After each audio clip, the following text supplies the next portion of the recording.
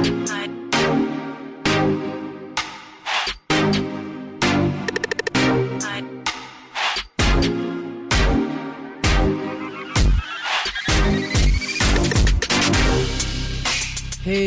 everyone, what's up? Hope everyone's doing well. This is Z. Welcome to the Mind High Podcast. As always, you can further follow the Mind High Podcast on Facebook and YouTube. In today's episode, we are back with myself, Ali, Shaz, and Hasban for a pretty lengthy discussion where we touch on a variety of different topics, as always. We touch on George Soros, Donald Trump, psychedelics, climate change, colonizing other planets, science and corporate interests, constantly changing health science, and lots of other stuff. We'll jump right in. This forever, but it's only like 5 minutes. Oh yeah. So there's some process in your mind that acknowledges time, and if you turn off that process, then you just become one with time. It's a weird concept, but it does happen when you're in that state. It's crazy. You forget time. What is it? That makes me think of if can you just stop time with your mind? Yeah, that's what I'm wondering. Like the way the mind is working out time. Now, if you have a very different alien brain that works with time differently, time could be something completely different than how we perceive it. Yeah, like what the hell is time really?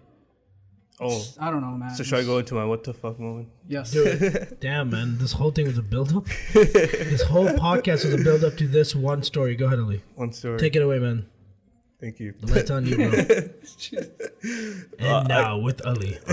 So these happen to me like almost on a daily basis, and there's some are like grand scale, and some are like just micro dose of what the fuck moments. What the fuck? Like what the heck? Micro dose. So like this 2-3 days ago, I just got off. I had to park my car in front of the house. I get out. It was night, and I started walking, and the way I parked. The sideway to my house is like, it points right towards my doorstep. So as soon as I got out, I just saw a timeline, and then I started walking in it. Then I'm like, what the fuck? We're having a what the fuck moment just hearing that story. I was just about to say that. And then what I just pictured was, I don't know, I just pictured like a time lapse of as I was walking. I was going back in time. So I had this. Were you walking backwards too? No, I was walking forward, but it was a time lapse of going back to the beginning. So then I just see that.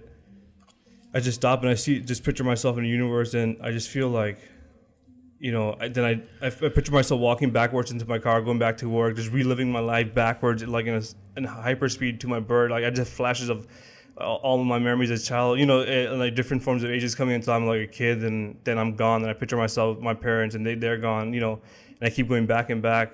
Then it leaves Earth, then it leaves the galaxy, then it just goes all the way back to the start, and then it hits me like what the fuck is going on? Like where did this all start from? Like then all of a sudden like flash back forward and I come back. It's like the Matrix feeling where I just zoom, like go back in time and come back. I'm like whoa, because I get to a point where I can't comprehend like how did this all start? Can there be a beginning? Can there be like who started this? Like, me being a human or in this planet, I'm alive, I can perceive, I can think. Like, what started this? What is the freaking source? Like, I tried so hard to think about it. Think about what can it be? What can it be? I shrink everything down to like to pure darkness and everything disappears. But even then, who created that? Yeah. Then who created that? Like, because if there is no nothing and there is no darkness, there is no black, there is no box, or there's nothing. Yeah, it collapses, and then I just get shell shocked. Damn, that is trippy. Yeah, and I think that just gives. I have this theory. Oh, last thing. Go ahead. Sorry, last thing. This is really what I want to say. Like, and I also, as it is going back, is turning to like gas and clouds. Then I kind of picture on the other side like God like pointing at it, and like he started it, and then I also see him breaking down, and because something created him, So like I see like a smoke of cloud. Like there's a point where God's doing this and everything starts. So now you believe in God, right? I mean, you can say there is a God because like then my answer to this, like where did this come from, is because someone created it. Then like I see even him disappearing because who created him? That's interesting. Yeah, that's like a whole trip. I think you might have been on Sylvia or Silva, whatever that was. But those are the type of what the fuck moments I have sometimes. And then like just think about it. It just breaks my. I think about it to a point where my brain collapses and I can't think anymore. Yeah, like, and that gives rise to my theory. Yeah, this is a perfect segue actually. Because so what's you're saying new segment? So it's called theories.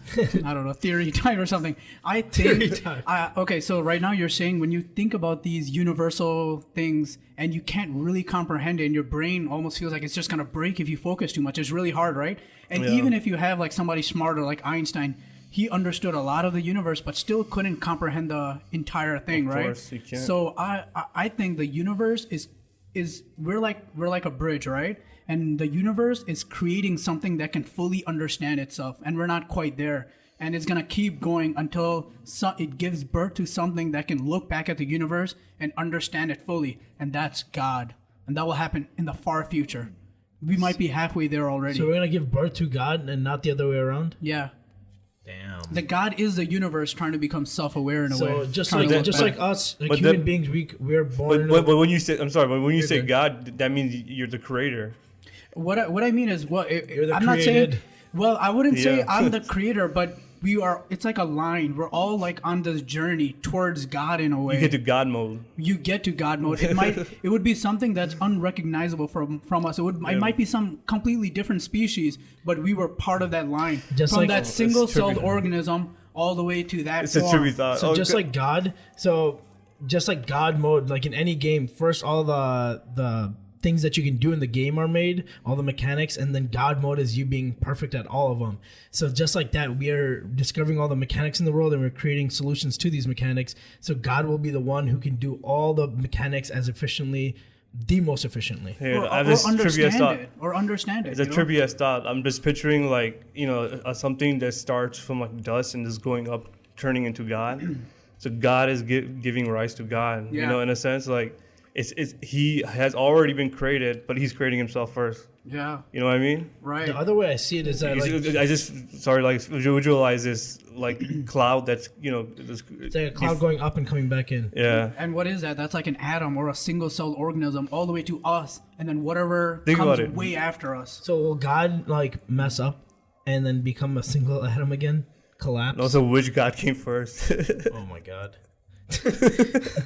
So the way I also see it is so like fucking trippy too. Everything's so trippy. So the same thing, I like humans, we come into this world and we try to figure ourselves out, right?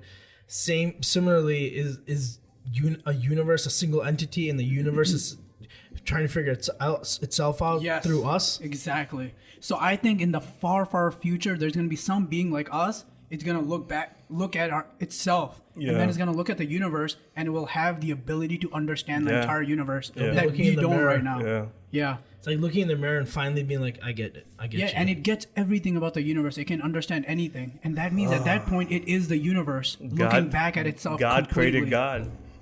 Yeah. You would. That's what you would call it. You would call it a God because it knows everything there is to know about that world. But God doesn't know that it is God right now. Right? Until God is created. It's trying to get to God. Yeah, so right now it's looking at itself like... So I'm picturing like a water wave and, going up higher and curving in. So like the face is being formed and it can finally see itself back. You know? Yeah, like looking in the mirror. Yeah. Yeah. That's beautiful. You have any more? Come on, man. That's awesome. Like a wave comes and just like finally sees itself, and it's like, and then it goes to nothing again. Though what? Just like the universe. Yeah, it'll collapse. Maybe this all has happened before. Yeah, and it just happens over and over. The way I picture life, but how does it happen? Think about it. Yeah. It happens, but how does it happen? We happen. Yeah, we can even assume it's a cycle. Yeah, I don't know. I just find that funny. It's like it's really hard to understand how a computer is made, right? Yeah. But when you break it down part by part, you can start to understand. It's not as complex as when you look at the whole. The sum of its parts is incredibly complex. Yeah, but you get to a point where you get to subatomic level, you can't explain it. You have no idea. Yeah. Yeah. It's the unknown. God particle, even that. Where does that come from? Yeah. So we're saying it's a particle that just becomes God. it gives birth to atoms and but shit. It's not you know? that simple. It's like saying that it was an atom and then it became us. No, because God. Yeah. So like going back to earlier, now I'm picturing like a bubble just forming in. Instead of popping, it just forms, and that's a particle. You know what? I have like really good like I was thinking about life and the way life is, right? It's like raindrops. It comes down, and how big, like depending on how good your life was for you, it could be a personal thing or the mark you want to leave on the world. But like, how big will your splash be in this world? We're all like raindrops. We just come, our moment, we shine, like and then we go. How much effect do you have in the ripple of like? If this is time and it's just flowing and you come in, you cause the earth, like you do, we all nuke ourselves and the earth shakes. It just causes some sort of dilation that it takes away from the course that it was going to go. I wonder whose moment created the Big Bang. Or what about the fact that if we're living in a 12-dimensional world, that's how far we can go with string theory. It's hypothetical, but if we are living in that world but we can't access it, then everything has already happened. God already exists. Everything we're doing right now has already happened, but we're just going through the moment in a linear fashion. But there's beings that can look back at us and be like, they already know what's going to happen. So they've already seen all the different times. That means it's like a great movie that you want, like, but you just know what already happened at the end. You know what happened in the beginning. What's the surprises anymore? What does it matter for these type of beings? There might be something that we just don't quite get right now. So like, damn it, I had a great thought. 12 dimensions. 12-dimension beings looking back at their lives, knowing what happens from the start to the end. And I'm just saying, why does it matter then, I mean, what makes it special? What makes it special is things that we can't even imagine, right? Because we can only imagine things in a 3 or 4 dimensional Not from world. our perspective. I'm saying exactly. for them. That's what I'm saying. So we can only imagine to a certain point. Like, we only understand, time. There might be some crazy dimensions we don't even know what to call them or even can perceive them. So something like time, but something so bizarre that it goes into other dimensions, and they maybe there's some other uncertainties. It doesn't only have to be time. So these 12-dimension peeps, they can just look at the entire timeline, whatever. Yeah. Can they go back and change it? And would that create like another timeline, or how does that work? Or whatever is meant to happen will happen, and we know the outcomes for all the time, for everything. I remember my thoughts. Sorry. With it, man. So it was science. So like the cool thing about science is we feel like science is something that creates technology that helps us, have resources to make our everyday lives a lot easier to live.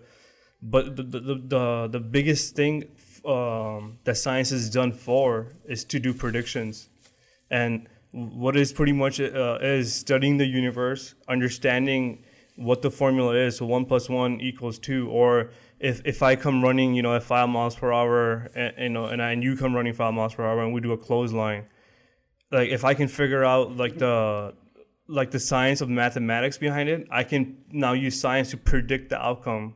So that's how you can figure out,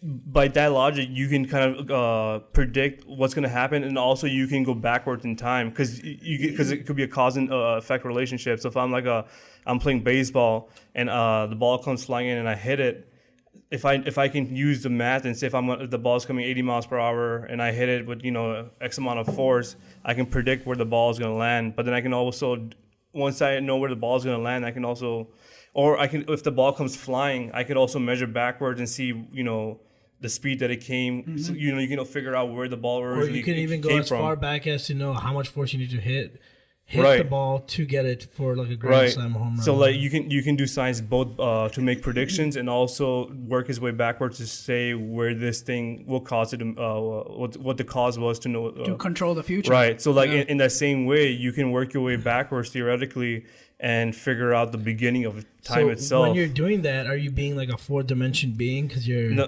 predicting a timeline or knowing what's going to happen? That not only that, but like it also if you can work your way backwards, then everything is a mathematical equation at some sort of space endpoint. It had to happen. Everything's pinpointed, dot to dot. So like that math was calculated that you were going to be born. So if it was calculated like like an array of math everywhere, and it just calculate your life. If you can work your way backwards, then that means all that was already predetermined. You had to fly this way. So no matter what I say, my explanation, your understanding, you listen, it's already mathematically done. Because the way we're behaving in it, because it's a cause and effect. We're the cause, and we have mathematic, how fast we move in the world, how far, we're driving the car, if we get into an accident.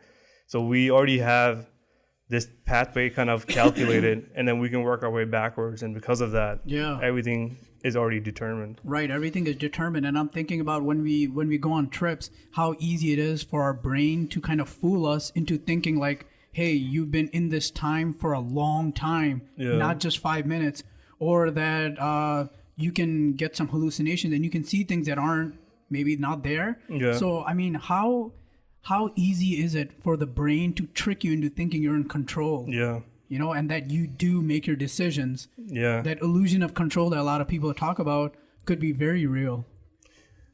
You think so? You're saying it is not predetermined, right? Or? No, I'm saying it is predetermined. Because I mean, there's a lot of science now to back it up. Choice is just an illusion, right? Yeah. I mean, every thought, every second, every neuron that's firing in your head, every instant, every time was already decided, and you're just a math filling it in, and So you can kind of see why people believe in God. Not about, I mean, you can even, not Abrahamic God, but just God in general, right? Yeah. Because when you think about these deep things like free will, and if you don't believe in free will, then who is controlling everything? Yeah. Or what?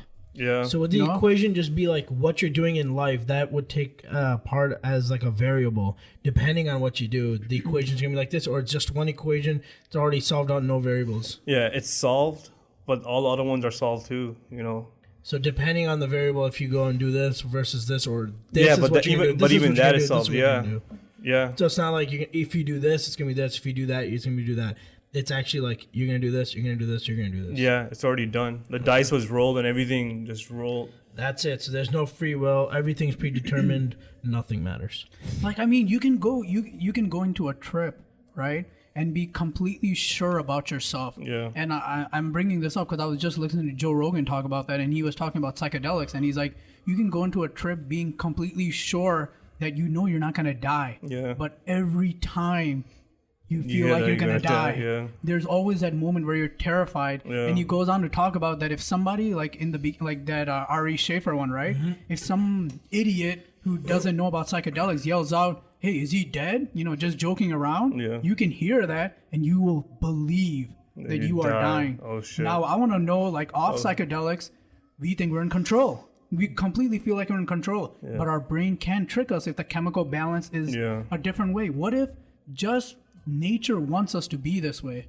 The balance of our chemicals in our brain. Survivability. Yeah, it's in a certain way that we feel that we're in control when we're just observers. Otherwise, you would just cower in fear. You'd be taking cover at all times, to increase your chances of survivability. But in doing so, you're not eating, you're not getting the exercise or anything, and you die. So to protect that and protect you as a species, it takes away this fear of dying, and that allows you to go out there and hunt, do the things you need to do to actually survive and move your species forward. I want to tie this into what we were talking about earlier. So this thing about control, when we were held at the border, and it was just a little longer. One of the things my friend said, he's like, I just hate this position because I'm not in control. And I think it builds anxiety, So if you know that you're the one targeted and you're going to lose control, even if it's for 20 minutes, just think about it. When you go across a border or something like that, there's people holding you. You've actually lost control. Do you get what I'm saying? Yeah, yeah. And you've lost control of that moment. And the reason we're kind of happy for the most part is we feel like we have control. But when that happens, it really reveals that you're really not in control. You don't have that much of it. Yeah.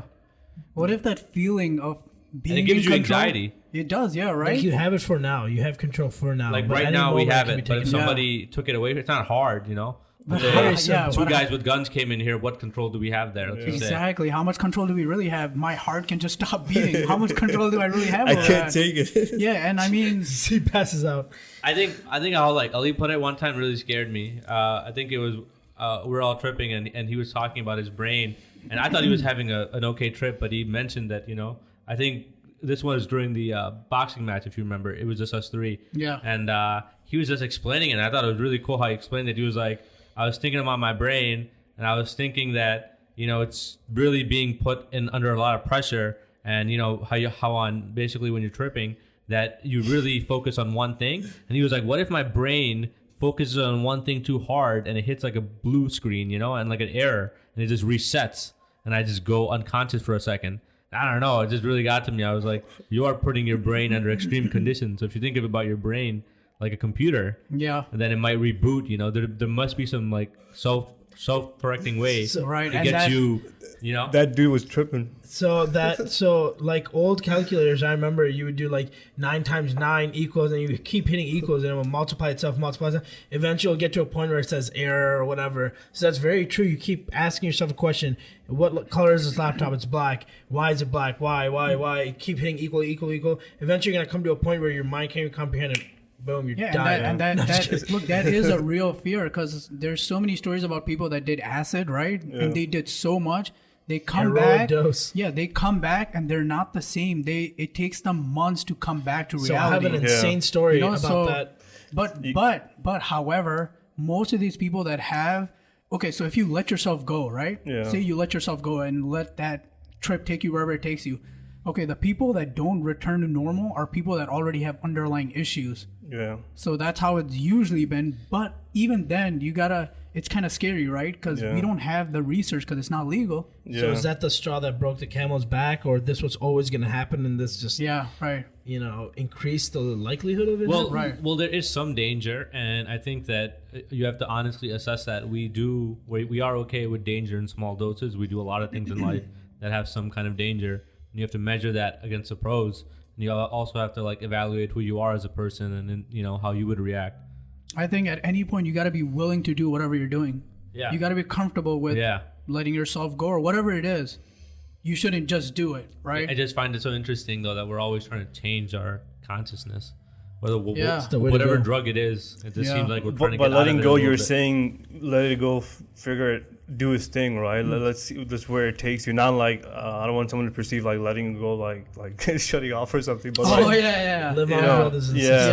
I'm talking about like this moment in a trip where it gets really strong, and you can either just kind of like clench your fist and just hold it in, or you can just relax and let it go. And then you're not fighting the trip. Just let it go. I think that's what we're talking about. You're not fighting it, and you're just like, this is happening. I'm thinking this. I have to understand why, or just go with it somehow. A trip is like you're being on a safari. You're not driving the car. You're just in the back seat, right?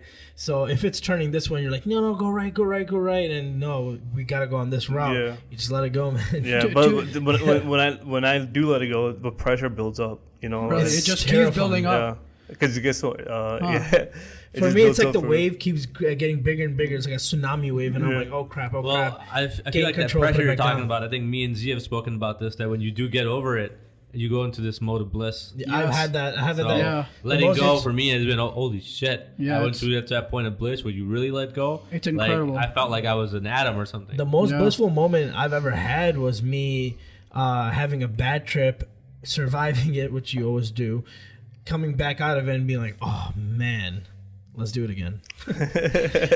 But I had one of my friends who told me that now it sucks because I forgot if it was LSD or acid.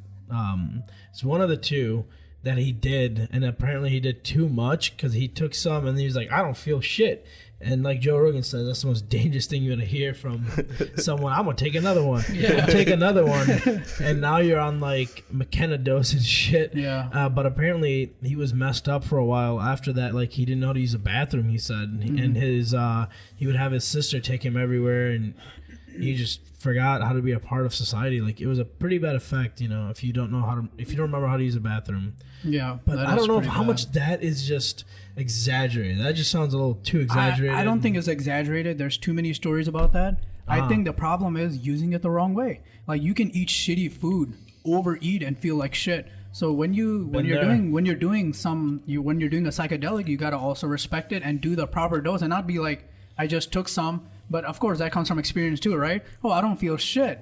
Should we take another? That's when things go crazy. Yeah, and then it hits you, and you're like, you're in hell. You're terrified. I think everyone here has been there. Like, I don't feel anything. I'm gonna do another. Right. And that's the last one you do that night.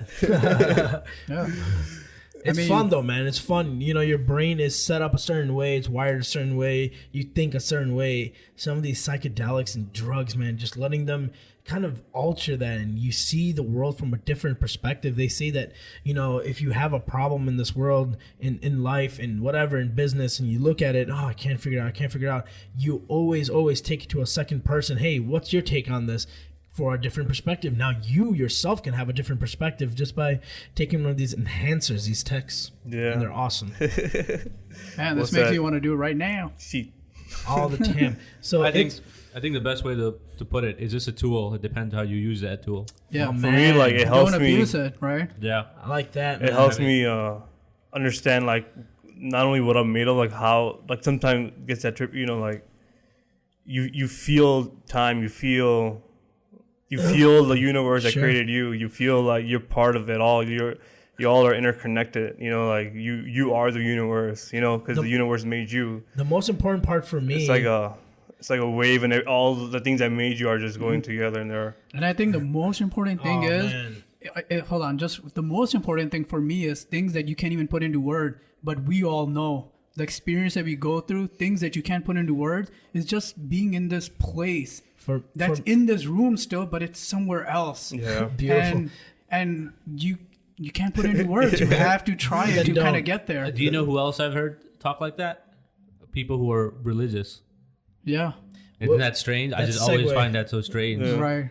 Wait, the one thing I wanted to say, the thing that it does for me, man, and I think I always think like, hey, you know, why is when I'm on a trip, why can't I feel this, you know, without, you know, taking psychedelics or whatever? One thing that it does automatically for me, and I'm sure other things do it, and I would like to research, but it's the drop of the ego. Looking at a certain thing, an event, something that's happening with your parents, something that's happening in your friend's family, whatever, your ego drops and you see the situation so clear. And so many times I've been like, while I'm on a trip, I'm like, wow, I was wrong when I was so adamant I wasn't, and it was his or her fault. Yeah. So it's a beautiful thing, man. It's like when your ego breaks, your opinions vanish, all these systems of society vanish, all the walls break, and you just see what you did and what happened. Yeah. And you just see that. And you see the big picture. You just see the grand scheme of the universe's vastness, and and how small that little thing you could be upset about, or no matter how big the situation is, it's really in reality super small. It's, you know, it's smaller than the creation itself. Like, you know, things that hits you. Couple things on that. It's like, you know, it's a gift that keeps giving, because what you feel in there, you know, once you come out of the trip, you come out with this feeling, knowing what you want to do in that certain situation that you came to a resolution with while you were on the trip. And it's just like, and you carry, and you see why you were wrong. I was disrespectful. And then you carry that through the rest of your life. You don't want to, I'm super respectful to people now, more than I used to be. Right. So I like that. It's because of that trip that I had, and I was like, wow, I'm being so disrespectful to a certain person. And it just shatters reality, you know? It shatters all the... It just brings you into a neutral ground of what the right thing to do is. You know, I always think, like, I wonder how much more amazing this world would be, people would be, if the atmosphere... besides the point that it protects us, don't go into this again, but if you were able to just see the entire of the galaxy above us, all these stars, the beauty of the universe, just look up and see that you're surrounded by all this, wouldn't your problems feel so much smaller? Wouldn't you not make things such a big deal when you see the immense universe, this ever-going infinite? But we can see that even with the atmosphere, because our ancient people saw it. It's light pollution that's a big problem. Exactly. Yeah, that's what he's saying. If you get rid of that, like that is one of it is a good solution, like, to probably world peace, because everyone just looks back and is just gonna. I don't think so. By the way, I think I'm gonna disagree with that, because I do think there's people that are psychopaths. Yeah, whether they see the universe or not, they're gonna want control. But what about majority though? It's always a majority. I don't think majority won't be. I hope not. Will be psychopaths. But that's what a lot of people think right now. Yeah, I mean. In probability, there's a chance of everything. So you can say, no matter what you do, there's always going to be your psychopath. I just feel like what situation. Sorry, go on. Go ahead. No, I just felt like this situation we have in place, our current system, it basically promotes sociopaths, and I feel like they get into power more. Yeah. Why? Because it's kind of like politics is business, and the way it's run. I feel like they can just rise to power through this. You have to lie a lot. You have to not care. So, it's so not like it's not pushing like the right idea forward. It's pushing like the wrong ideas for the to get up, like their cause or whatever. The way Hausman is saying is like you do have to stab people in the back, lie, and those are people that rise to the top. So think of how much shit you have to do to make it to the top of the ladder, right? How much shit, lies, and like we talking about earlier about Obama's drone attacks that no one speaks of, and we treat him like a sane, good job. I'm sure he did a good job in a lot of places, but man, he killed a lot of people. Yeah, I mean there were some decisions where the intel was wrong, and they didn't hit their targets. It was just all civilians, so. I mean, it's not even just that. It's just that Obama is just like a Hollywood celebrity, and it got really weird that the way people treated him. I mean, he's just a star, and it's like you're like, you're just happy because he's a star. I mean, he's got a great wife, he's got great 2 kids, but how he really talks well. He has a dog. Relative to that now, like how nice does that sound? I don't know, man. I'm trying to really get into what people want nowadays, and it seems like. I don't want that type of behavior as a. The thing that's scary for me, Donald Trump. Yeah, he's not a great representative. Yeah, I'm all for like good cause and whatever, but the scary thing for me was when I was listening to the Alex Jones and Joe Rogan podcast. For a second, I was like, Trump's not that bad, without doing my research on what Alex Jones just said. And I was talking to Z, I'm like, so he's dropping taxes, he's doing this and that. And he's like, not a lot of what he was saying was not even true.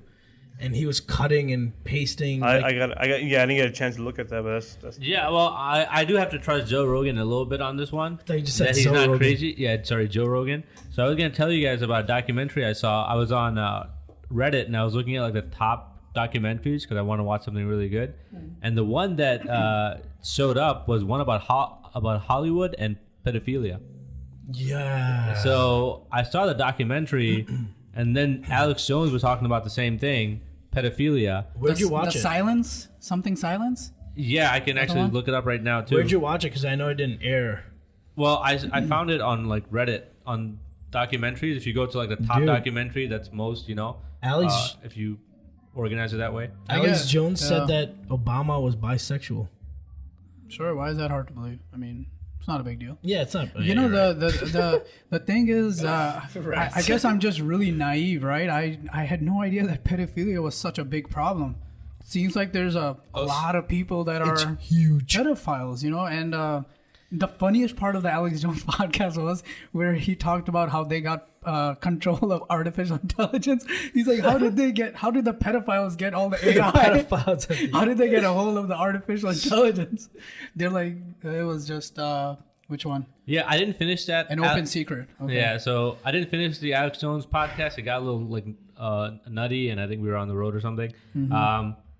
But I just kept thinking the whole time, he has some stuff right. That part's not wrong either. It's just that he has an agenda too. It seems like at the same time. Yeah. But I'm also kind of understanding his point of view. He's a libertarian. Mm-hmm. He believes in. But these libertarians are crazy because anytime it comes to government, they think that it's like this force that's always going to do evil. So they see. But anyways, he was talking about the pedophilia thing. This documentary is also on top, and the stuff that happened with the Catholic Church, that's also big. So I never really knew how big pedophilia is.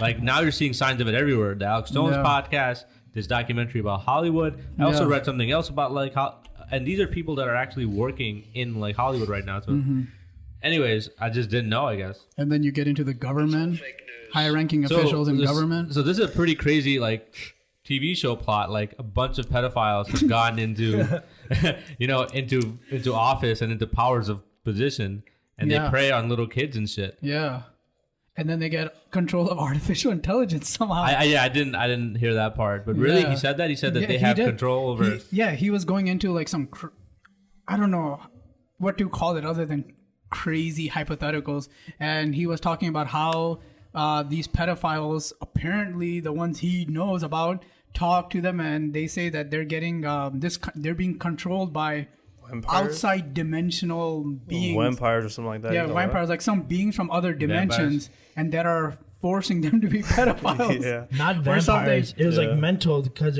they're preying on their brains. Yeah. So vampires, as they're like sucking the life out of them. Right. Not like vampires like fucking Vlad the Impaler. Oh, Yeah, okay. yeah, He was not using blood. that as like a metaphor. Yeah. Okay. That makes more sense. Yeah, and then he's talking about that these other beings are giving the pedophiles the ability to come up with artificial intelligence. So What?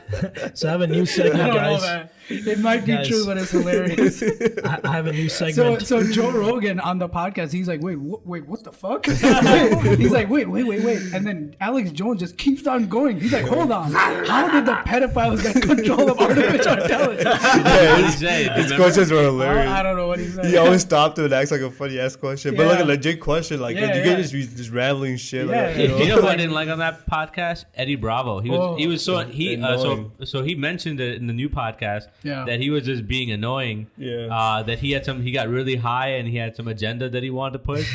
So he ruined the whole podcast. If you hear, He also had an agenda. I read like the YouTube message board because when he got like all that views, I was just reading because the comments were insanely high too. And I was just reading it. Everyone was just bitching at Eddie Bravo. Like every time he talks, his room's like a great podcast. You know? Yeah, because It was Alex just- Jones and Joe Rogan had something going. Yeah, and even you can even kind of feel it. And Rogan just wanted him to be like, hold on, Eddie. Yeah. You know, like, cause he just kept going, cause they were talking about something like conversation about the CIA, for example, and then he just completely changing it to like something else. He's like, hold on, let's just. Yeah, what is that thing that Eddie Bravo was really into? He's into Conspiracy theories. chemtrails. Yeah, He's into yeah. chemtrails. That whole conversation was annoying. Yeah, So is Trump gonna do something about it? Yeah. So how about a new segment, guys? How about interview with Trump? Because Was it an interview? I know words. I had the best words. dude, I was playing with this for So what interview? no, That dude, was just I a have joke. I have His a app. soundboard. Oh, okay. This is so important to me. You sound like a psychopath. I feel like, when we talk about Trump too much, and we're not talking about the game that's actually going on, we're just talking about some stupid shit he did. But what's actually happening, what they really want to accomplish, we're not really focusing on that sometimes, It's like a big chess game. Yeah, they do throw a lot of like crazy distractions, and then they get other laws passed. Yeah, so attention's like off. we're paying attention here and we lose, our attention right there. Yeah. I feel like that happens so often nowadays. You got to really avoid the mainstream news. I mean, like when they say that, well, okay, when he says fake news, I hate that people make fun of him because he has a good point. It is fake Yeah. news. It is fake news. Like, what is MSNBC? What is MSNBC? That's like the huge. And That's part of CNN. the. They're fake news. That's The part of only the problem biggest is- problem. Yeah, the only problem, the other problem is that he's also fake news. Yeah. I mean, he's He's an alternative fact. But the like the biggest like impact was news going to 24 hours. That's what changed the thing, because that just had it. Now everyone's idea just being dumped out. The left to the right. Now everyone starts funding. What like the Fox News or CNN and MNC. But nobody watches those shows anymore. So I always think, like, how the hell do they have such an impact? But they've had it for this long, but maybe. You know But the what thing it is, maybe it's probably the younger generation. We don't watch that, right? But we also don't vote. There you go. Exactly. That's what it is. That like that small percentage of people that watches that are the people that actually vote. Yeah. Like 99% vote. Because they're every day scaring them of what's going on, around the Yeah, world. It's yeah. scaring them each day so they can come back and be aware of what's happening tomorrow. So I'm protected from that threat as well. Yeah, but that number of MSNBC or CNN, I think they're only focusing on the TV number. What about their online? They have an online presence too. It's not as big as But Joe Rogan. Yeah, but or, it's enough to fund it. It's enough to keep it going. Yeah, it is. And apparently. anytime you're in a restaurant or something, a breaking news happens, you're gonna see CNN or you're gonna see one of those. So no matter they're gonna be there. They're gonna have enough money to just to survive on that, because Right. there is a market for that. But Right. in the future, it's all heading online. Now is, it's Facebook Live. People are gonna be doing their own news and so forth. But how crazy is it, man? They're all news channels, right? They're supposed to give us information. Yeah. You go on one and you go on the other, and they're Completely opposite. different. You're like, what is the truth? Yeah. Like somebody's lying, on there, and it's hard to tell. But the good thing is that nowadays, with higher, stronger technology in everyone's hands, we all have smartphones and stuff. A lot of the news it's harder now to hide things. Like, back in the day, you would have, beatings of, African Americans, things that were not seen. But now you see something like that or any kind of injustice, people just whip out their phones and start recording, and next thing you know, it's up on YouTube, and that people can connect and voice their opinion a lot faster. Instantly. And those people are being held accountable now. People are getting fired, things like that. Yeah, but in terms of but in terms of people that influence public opinion, there's so much information clutter out there that I think that by having so much information has made it also harder for us to tell what the truth is. The problem is everyone gets bought. No, I think the biggest problem is we choose a side. Oh, I'm a Republican or I'm a Democrat. Now it's chosen a side, so I'm gonna only see this, this side of the news versus that, and I'm not gonna believe the other one because I'm on this side and they're criticizing me. That's what as soon as you leave Team Human and go Team Republican or Democrat, whatever. As soon as you pick that side, and you're not. The answer should be always human progress. But is that not the same problem with religion? You just come, politics and being Democratic or Republican, a lot of them are like, oh, our family is Republican. My dad was a Republican. I'm going to be a Republican. And you kind of just follow that ideology. Similarly to religion, you're just born into it. Yeah, and that's the biggest problem because you don't get you're just picking a team. Maybe like the way I look at it, there are some great ideas on the Republican side. There are some, and on the Democratic side. Yeah, so like we should be always doing Team Human. Whatever everyone proposes an idea, whatever is going to benefit the humans most, that's the route that we go. Of course, but there's no Team Human in politics. Because as soon as you're on your side, you disagree automatically. Yeah. Man, but you know what? Yeah. Okay, this is gonna sound pretentious, right? But I feel like I've been in the last year or something. I've been seeking the truth. Yeah. And I realized that it's like a full-time job. Yeah. No, nobody has time for that. Because I can't just go online and find the truth. You have to actually dig into everything because everyone has an agenda. Like the fact that I've been looking for the truth, I feel like I'm more confused than I've ever been. To be honest, like I have no idea what I really believe because it's so hard. I'm not a scientist. I'm not going in on the field and actually doing the research. I'm not in the White House. I don't really know what's going on in the background. As soon as you get to the truth is there's more truth to it. Yeah. It's like a never-ending cycle. That's the truth. You get to the truth, and that's your understanding of it. Like it's like you can even make up facts and percentages. You could be like, 80% of the people like Breyer's ice cream better than Dean's. Then what if these were already people that bought Breyer's ice cream previously?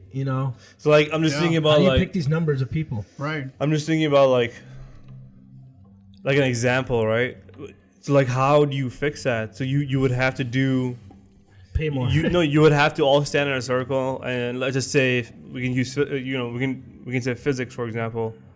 Like I can through science I can say this let's just say it's a life and death situation. Like there's a gun, right? And it's gonna shoot, but it's also windy. If I can factor everything, I can know that bullet won't kill me, for example. Mm-hmm. You're playing way too much Battlefield, man. Huh? You're playing way too much Battlefield. Yeah, I lost. Okay, well, what I was gonna say was that I don't think you can fix it. I think the issue is so complex, and I think it's always been like this. There's never been truth. There's always been sides to a story. Right. Always, since the beginning of time, whatever, since mankind. And I think that I was thinking like, maybe we have a computer that has no emotions, just thinks logically. It has no emotion. It just thinks objectively, right? Yeah. But then who programmed that computer? Yeah. Didn't Alex Jones? And then hold on. So if that, like, say somebody programs a computer, all right, and he doesn't even know it, but his biases are getting in. It's a liberal person who programs it. His liberal biases get in. There might be good and bad. Yeah. And then how do you really get out of that? How do you really get out of that? If he's the one writing the what if statements, then it's biased. And then think about it. Even 1,000 years later, that computer becomes sentient and it reprograms itself to be a liberal. So it reprograms itself for its own own shit. Like what it wants to do. Like it's impossible. Yeah.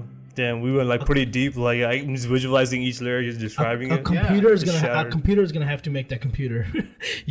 But how do you get to that first computer without bias? So that's when I came to the idea that globalism isn't the solution. You do need to have boundaries, and you do need to have nation states which have their group of people that think their own way. So that's the only way to have peace. Because if you try to put everyone together and you go for just globalism, it's not gonna work. Damn, say that again. Like, no, I'm thinking like right now we've always thought that globalism is the thing to do. Like right, we all need to get together. So I don't think that's possible because the only solution is that you do have people that think a certain way in their own areas.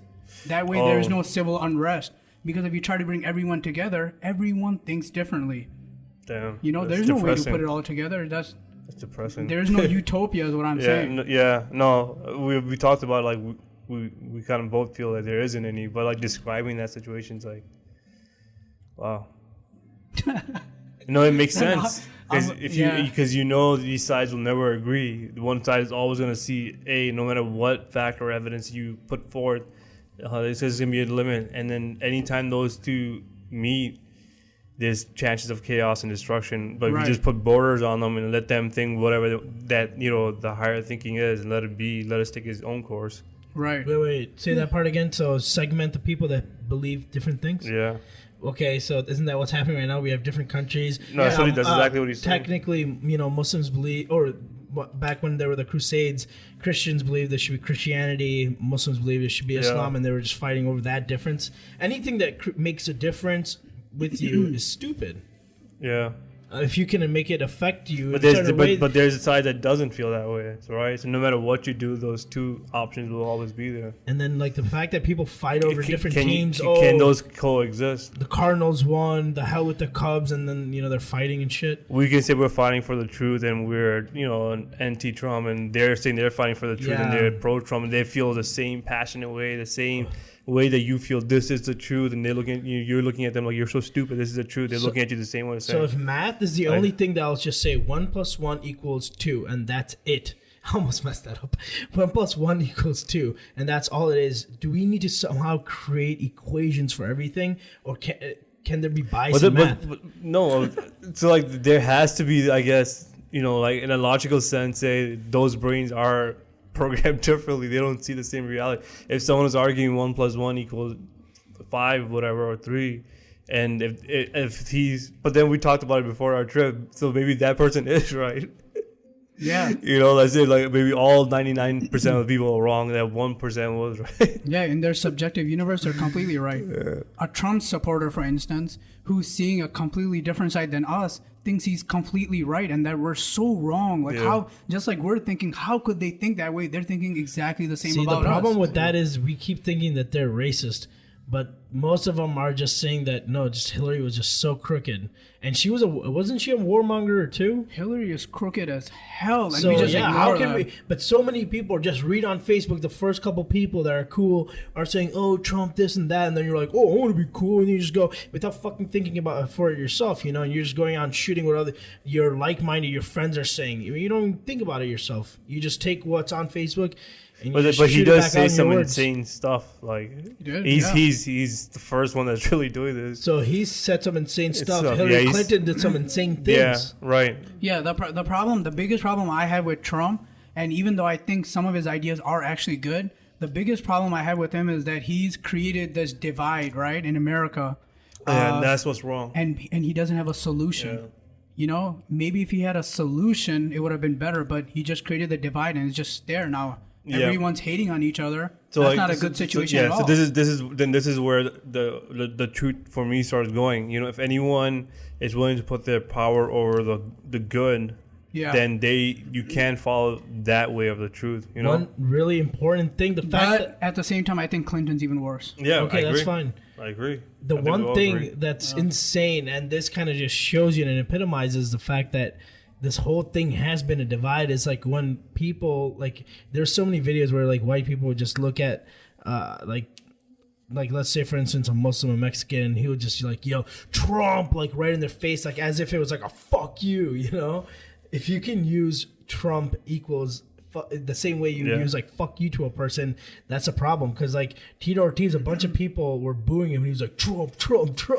I still think there's a lot more. The people that get this media attention are the shitty people. I still think there's way more good people on both sides than there are bad people that just get along. We just get to hear the vocal psychopaths that are just going nuts. They ignite shit. That drive cause, that would never happen.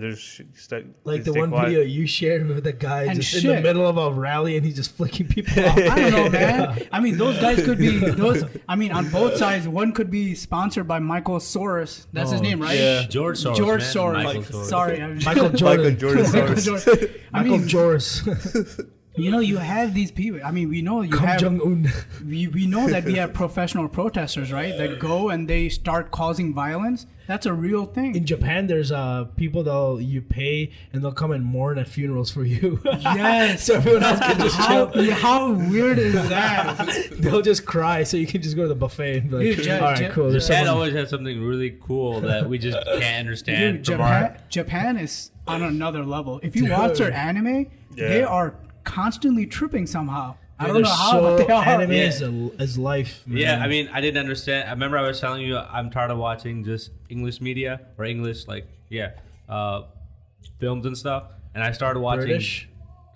Dragon Ball, the new Dragon Ball Z thing they have. Dragon Ball Super. Dragon Ball Super. And their comedy is so different. Like the way they joke about stuff. Yeah. Like old men are really perverted and it's funny. You know what I mean? Yeah. And the way they laugh and the way they talk about food and stuff. I was like, The guy with the cane who's always like checking women out, like hee hee hee, and he has like the glasses on. and it's cool in the show. In the show, all the gods want to do is they want to eat the best food in the entire universe. I love that. And that kind of makes That's sense it. if you think about it. Like when you go out, you're traveling, you're doing anything. All you want to do is eat really, really good food all the time. Yes. And it makes sense too. Yeah, Making me hungry, it bro. does. I'm starved. Oh. That's funny. always Watch Ghost in the Shell, and you'll start to think like, man, these guys were talking about things that we are just touching on.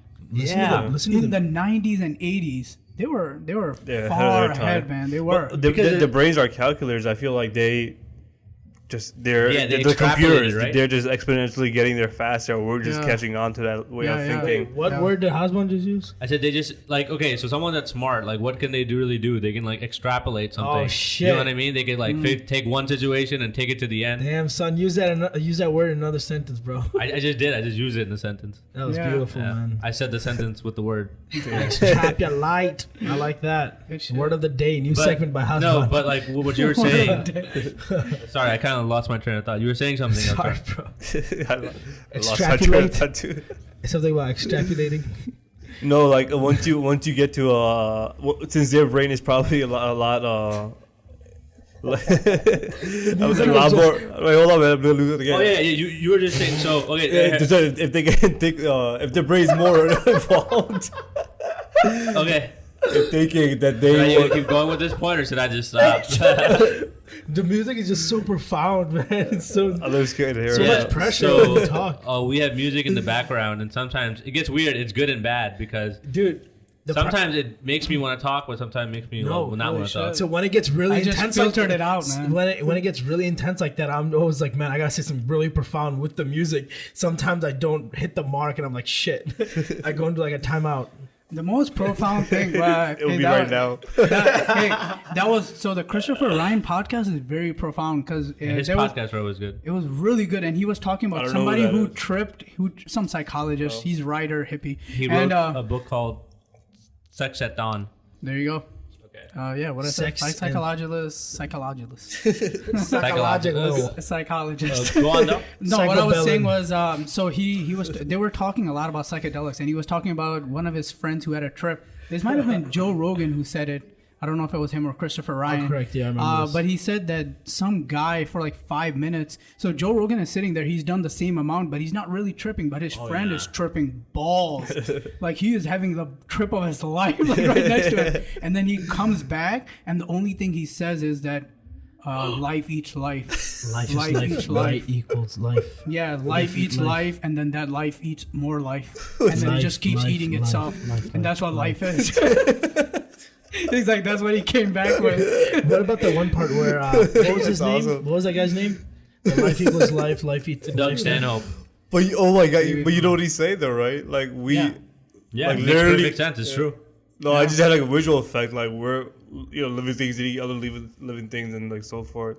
because that's the only way for life to exist, and the universe itself is eating itself to exist. Right. Because there's a positive, negative, or entropy, whatever. Everything needs to be balanced. Like the same guy. What was his name? The guy that told the story. Christopher Ryan. Yeah, Christopher Ryan. He was also like, he took ayahuasca or something, and he was coming down from it. And as he was coming down, he's and the guy who was like taking him through his trip, who was a really nice guy according to him, was like, all right, man, yeah, you're back, and relax, enjoy yourself. And he put some music on, and Christopher Ryan was like, man, and as I was coming back and I started listening to that music, I remember I was like, note to self, write a Yelp review and say that the music blew or sucked or something. It was like, how weird that I just came back from the most profound moment in my life, and it was encased in something so trivial.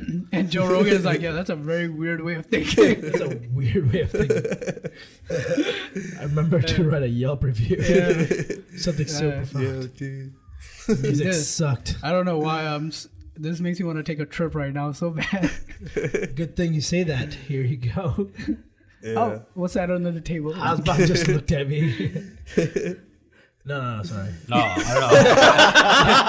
I did look at you, but I was like, I do look at people sometimes. I mean, you're sitting right there. You are right here. You were talking and you were sitting here. You look at me and talking. No. You came back from the phone at like a weird time because you were talking about like, oh, we had psychedelics. And I was like, oh, here you go. And I thought you were looking at me thinking I had some for you, but I was joking. So I was like, Hasban just looked at me, but I don't have any. Yeah. So there's a visual story for you guys. Wow. I'm glad you explained that story from beginning to end. Yeah, shit's extrapolating, man. Psychedelics are hell of a thing, man. But, I just want to explain that point on that word.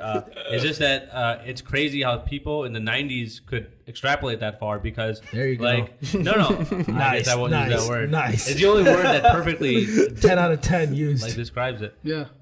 Anyways, now we have all the technology in front of us, so it's easier to go that far. Right. Instead of saying the word extrapolate, to go that far. To like take that one thing. It's easier right now to think, it's going to be there because of what's in front of us. But these guys were doing it in like the 90s, the 80s. It's crazy. 50s. Yeah. Yeah. Who's that guy we've been reading short stories from? Isaac Asimov. Yeah. So he was doing it like 60s, 70s, I think. Yes. Yeah. Right. He was talking about all these things. Yeah, he was talking about all these things, and how could you even at that time extrapolate that far? Actually, he might have been further than the Japanese. Nice. Maybe the Japanese got their ideas from Isaac Asimov, right? Yeah. Wait, Isaac Asimov is not just American, by the way. Asimov is not an American name. Well, shit. I just trumped. Yeah, I just tripped. Asimov. Yeah, he's actually from Isaac. Russia. Russia. Yeah, might be Those from the Ukraine Russians. side. I don't know, but No, I just made that up. he's from Russia. And by the way, they've had some very, very smart people, and they have a lot of good writers too. Oh yeah. It's history that we can't speak their language or anything, but I've heard that they also have a lot of good ideas that come out of there. Right. But anytime we think about them, it's just communism, Putin. Yeah, that's true. There's some smart people there. I mean, when we were having the space race, they were number 2, right? At points, they were number 1, which means that a lot of science comes from them. America, yeah. That's why did you guys see the video that I shared of what's that guy with the white hair, the scientist, the physicist? Michio Kaku. Yeah. Michio. I love saying his name. What was his name? Pikachu. The host of the Curiosity Channel. Yeah. So did you say I'm sure a lot of people seen it all over Facebook and whatnot, but he was pretty much saying that this idea is pretty bad for the country because this country is founded on immigrants. Like, how can a country that it's so stupid, like in terms of overall world education level, we're one of the lowest. Like the strongest, the most powerful country in the world has the highest rate of education. I mean the lowest rate. So how is this country so powerful? How is this country pushing innovation and technology? Like, if they're so stupid, how are they doing that? It's because through America's work programs, we're able to bring the best educated, scientists from all over the world that don't have the opportunity there to bring them here, and they're the ones that are pushing America forward. They're the ones that are pushing technology forward. Like the Silicon Valley is full with immigrants, all over from Asia, Europe. If it wasn't for them, these big companies, right. wouldn't be there. Right, and I completely understand that. But to be honest, I mean, they're not coming from the refugees and the Islamic world. Right. To be honest, but I see his point. But that's just immigrant process in general. Like, this, even if you don't take the refugees. Well, what a Trump supporter would say is that, first of all, he would say that we should just keep getting those kinds of people that you're talking about, but not bring in the refugees. Yeah, so exactly. Yeah, but the refugee whole thing goes down to that's morality. That's what Ann Coulter would say. Yeah, that's what fucking Ann Coulter. Yeah, to like, but even the refugee part, and you go into morality. You do, but he's putting America first. Yeah, but you're saying different priority. Again, in the beginning we said, like, a grandma that's 90 years old, a 3-year-old boy or a girl, like, those are your threats. Like, we can't bring those people in. Yeah, no, you're completely right. There's no way to argue against that, but there is another side. What is that thing you say, Hasban? That extrapolate. Charity starts at home. It was funny. Charity starts at home. Yeah, that's literally what Donald Trump is doing literally right as now. close as you can to it. Like, maybe there's somebody in your family that needs the money. Could be your brother. Yeah. How could you help them? Yeah. So I can see that Trump. I see the Make America Great Again. Right? I see it too. Yeah. I see it. Why not? It does need to be. But that's a bigger scale, though. But I know that's what I'm saying. What I'm saying is that we get America right. And let's get America right, and then we can worry about the rest of the world. But is he still the person to do it? I mean, you look at the whole analogy. Right now, we're talking about philosophy. We don't care who's there. I think what people do is they associate ideas with people. Me and you right now are just talking about the ideas themselves. Right, but like, is if you are in some way, in shape or form, a cause of that chaos, you don't have a responsibility. So who's the cause of that chaos? The U.S. The U.S. The U.S. Yeah, we went to Iraq when we should never have. Absolutely, that's a really hard line to draw. Then you have to draw the morality again. The side that is more faith based, right? I don't care what religion they believe, but like, they if they believe in, like, would Jesus support that idea? Like, would prophet, No, Muhammad I'm just kind of put yourself in the shoes of a president, right? Just for a second and think about it. Your number one duty is to America, the country, right? Yeah, now I'm thinking, like, all right, my predecessors have made that mess. Now I just want to say that I don't support Trump on everything. Right. I'm like half and half on his policies, but if you go into his shoes and you think, like, all right, my predecessors have done all this thing. They went to Iraq, they went to Afghanistan. We screwed around with the world. But here, at some point, you got to move forward and stop living in the past and fix things in the now. So you draw the line and you start fixing things. If you think about the past, you'll always be there. You know what I mean? Yeah, because then you avoid the problem. You just leave. He didn't create the problem, right? But you had all these interests in that control the government. He's giving politician money. He's that to see his side. He has. So it's like the hell with being politically correct. Like, whatever, now let's just do what we have to do. If it's Muslims, it's Muslims. I'm just saying, let's give it a little chance. Let's just see at least after a year what happens. Right. We've seen Obama has done far worse, but we weren't outraged because he didn't get coverage. So then you're saying if you were a refugee, you would understand that decision? I'm saying it's a very tough decision. It's not that easy. As the liberals say that it's only humanity. Right, it's not that easy. Then all you have to imagine when you think like that. Okay, now let me put in the refugee situation. Do you agree with that answer? I don't. No. As soon as you go to that side, you don't agree with it. That's what I'm saying. So that's where morality comes in and gets you the right. Yes, but when you're president of the United States, then you understand a different side. That's what I'm saying. But that person still. You have to choose a viewpoint, and if you're the president of the United States, you have to choose that viewpoint, not the world. But in the past, we have chosen that way, and like nothing's happened. I know, but it's gone both ways, right? We've also screwed up societies and countries, and we've also helped them. So I feel like he's saying, let's stop meddling with all this. Let's just focus on home. I was talking about the specific, like the Muslim ban thing. Like that specific point has been happening. I guess this is as far as the data goes or whatever. But the number is. Since 1975, all the refugees that we've let in have done no harm to their country. There's no criminal record or anything like that. Right, but they have in Europe. Or not terrorist attack. Yeah. Yeah, but at least in the U.S., the wedding process is pretty damn extreme. It's letting women and children, elderly people, it's letting them in. Yeah. So if nothing has happened yet, shouldn't we continue doing the good? Yeah, so that's a good point. So it almost seems like at the end of the day, it doesn't matter. The ban doesn't matter because either way, the vetting process was so extreme. But the only thing it's doing, maybe it's like letting innocent people not through easily. It's causing them problems. I think it's also breeding hate, though. Let's not forget about that part. That's just a psychological thing that's happening. Yeah, because now put yourself in the other guy's shoe, and if they know that you caused it and you're not doing your role in taking them in, like imagine being how furious would you be? Like how much hate would that come out of that side? You know, like come on, like I have a 2-year-old in my hands. You know, take my kid, leave me. You know, well, it's not just that. I think it's also just the micro incidents. You know, it's not just one thing. It's like, okay, so maybe people are being vetted that should be vetted, right? But then there's people who are just normal people who get vetted. And what that happens is, of course, there's not a big wrong that was done to them. They were just inconvenienced. But once you're that person being inconvenienced and all these microaggressions, I don't know if I should use that word, but they start happening against you, then you start to get a different perspective of your government. You feel like you're not equal. Yeah, that is right. That's just a consequence of this happening. Right, absolutely. You become a lower class, you know, even though you can say it's for the right reasons, but you become a lower class citizen, you know? That's totally right. Then I look at it from another point of view also. In the past, if you go hundreds of years into the past, right, it's been very difficult to pass from one country to another. You know, it's only been recent that the world has become more global, that you can go to any country you want. And it's not as hard as it used to be. You can migrate from here to there. So it's something that's recent, right? And we take it for so granted that anything that goes against it, we think it's like it's the worst thing in the world. And first of all, it's a 6-month ban, right? Yeah, and it's a 90-day ban, I think. It's actually a 90-day ban. I agree. It breeds hatred, right? Mm-hmm. But I mean, we've been able to cross borders so easily in the past that I think that every idea deserves some time to see what comes out of it.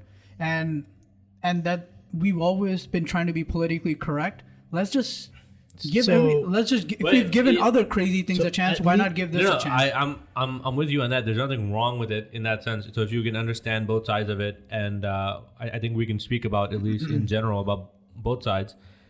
It's just almost like a mentality that we take, and it just gets scary for people. Let's say people who were American citizens, who were residents, got held up too, you know. And then it just gets scary. Life gets scary for like a lot of people. And it depends on what side of it you're on. Yeah. Because if you're on the other side, you could also say this terrorism thing is not the biggest threat to like America. It's not. You know what I mean? I don't think this terrorism threat is the biggest threat to America. Mm-hmm. But obviously at the same time, it needs to be addressed. It is a threat still. Because the randomness of it scares the hell out of us. But it's also the reason why it's just because it's getting a lot of exposure. For instance, the Republicans are working on a lot of various things, right? It's not just the Muslim ban, but that's getting all the coverage. Nothing else is. It's just that I feel like within what is happening, it gets weird to me when we start blaming lower class people for our problems instead of looking up. I feel it, you know, when you're talking about the specifics of it, let's just say I'm even okay with it. I just find it weird, and I've always said this about society. People look down upon the guy that's closer to them instead of looking up at the people who really have the money and the power. Exactly. So we're all like middle class people are hating on even poor people than them. So people who already have a hard time are basically attacking people who have an even harder time. Those are the people fighting. It's just something weird about that whole situation to me. It's a mind fuck to me. It is absolutely weird. You get Palestinians and Israelis in a room. You don't tell them where they're from, but they'll know. They'll get along.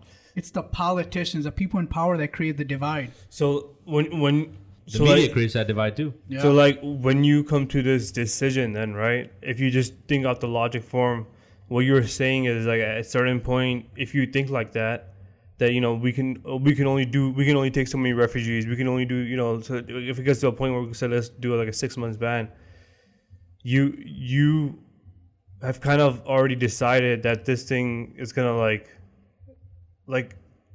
damn, I have a beautiful. I think you're talking about two different issues, but your point is very good as well because you're talking about the humanitarian effort, right? No. Not only that. As soon as you decide that, then you're saying that you're okay with that.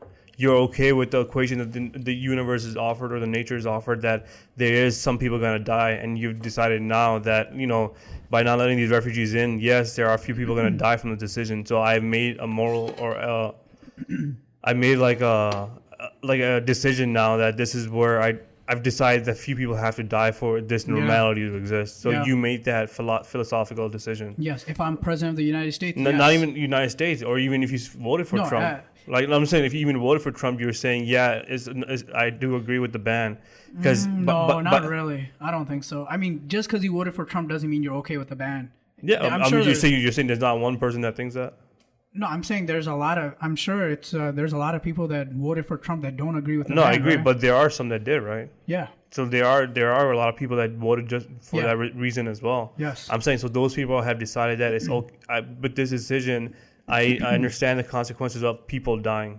Yes. Because Because we keep it's not a beautiful, peaceful harmony world that they've decided that people have to die, sacrifice in order for us to have keep our things stable. The problem is right now we think like Muslims, a lot of the general population does think Muslims are terrorists, things like that. The ones that don't go on and do their research, whatever, and it just happens to be that these refugees are Muslim. So that also is like a link. So it's not so much about class either.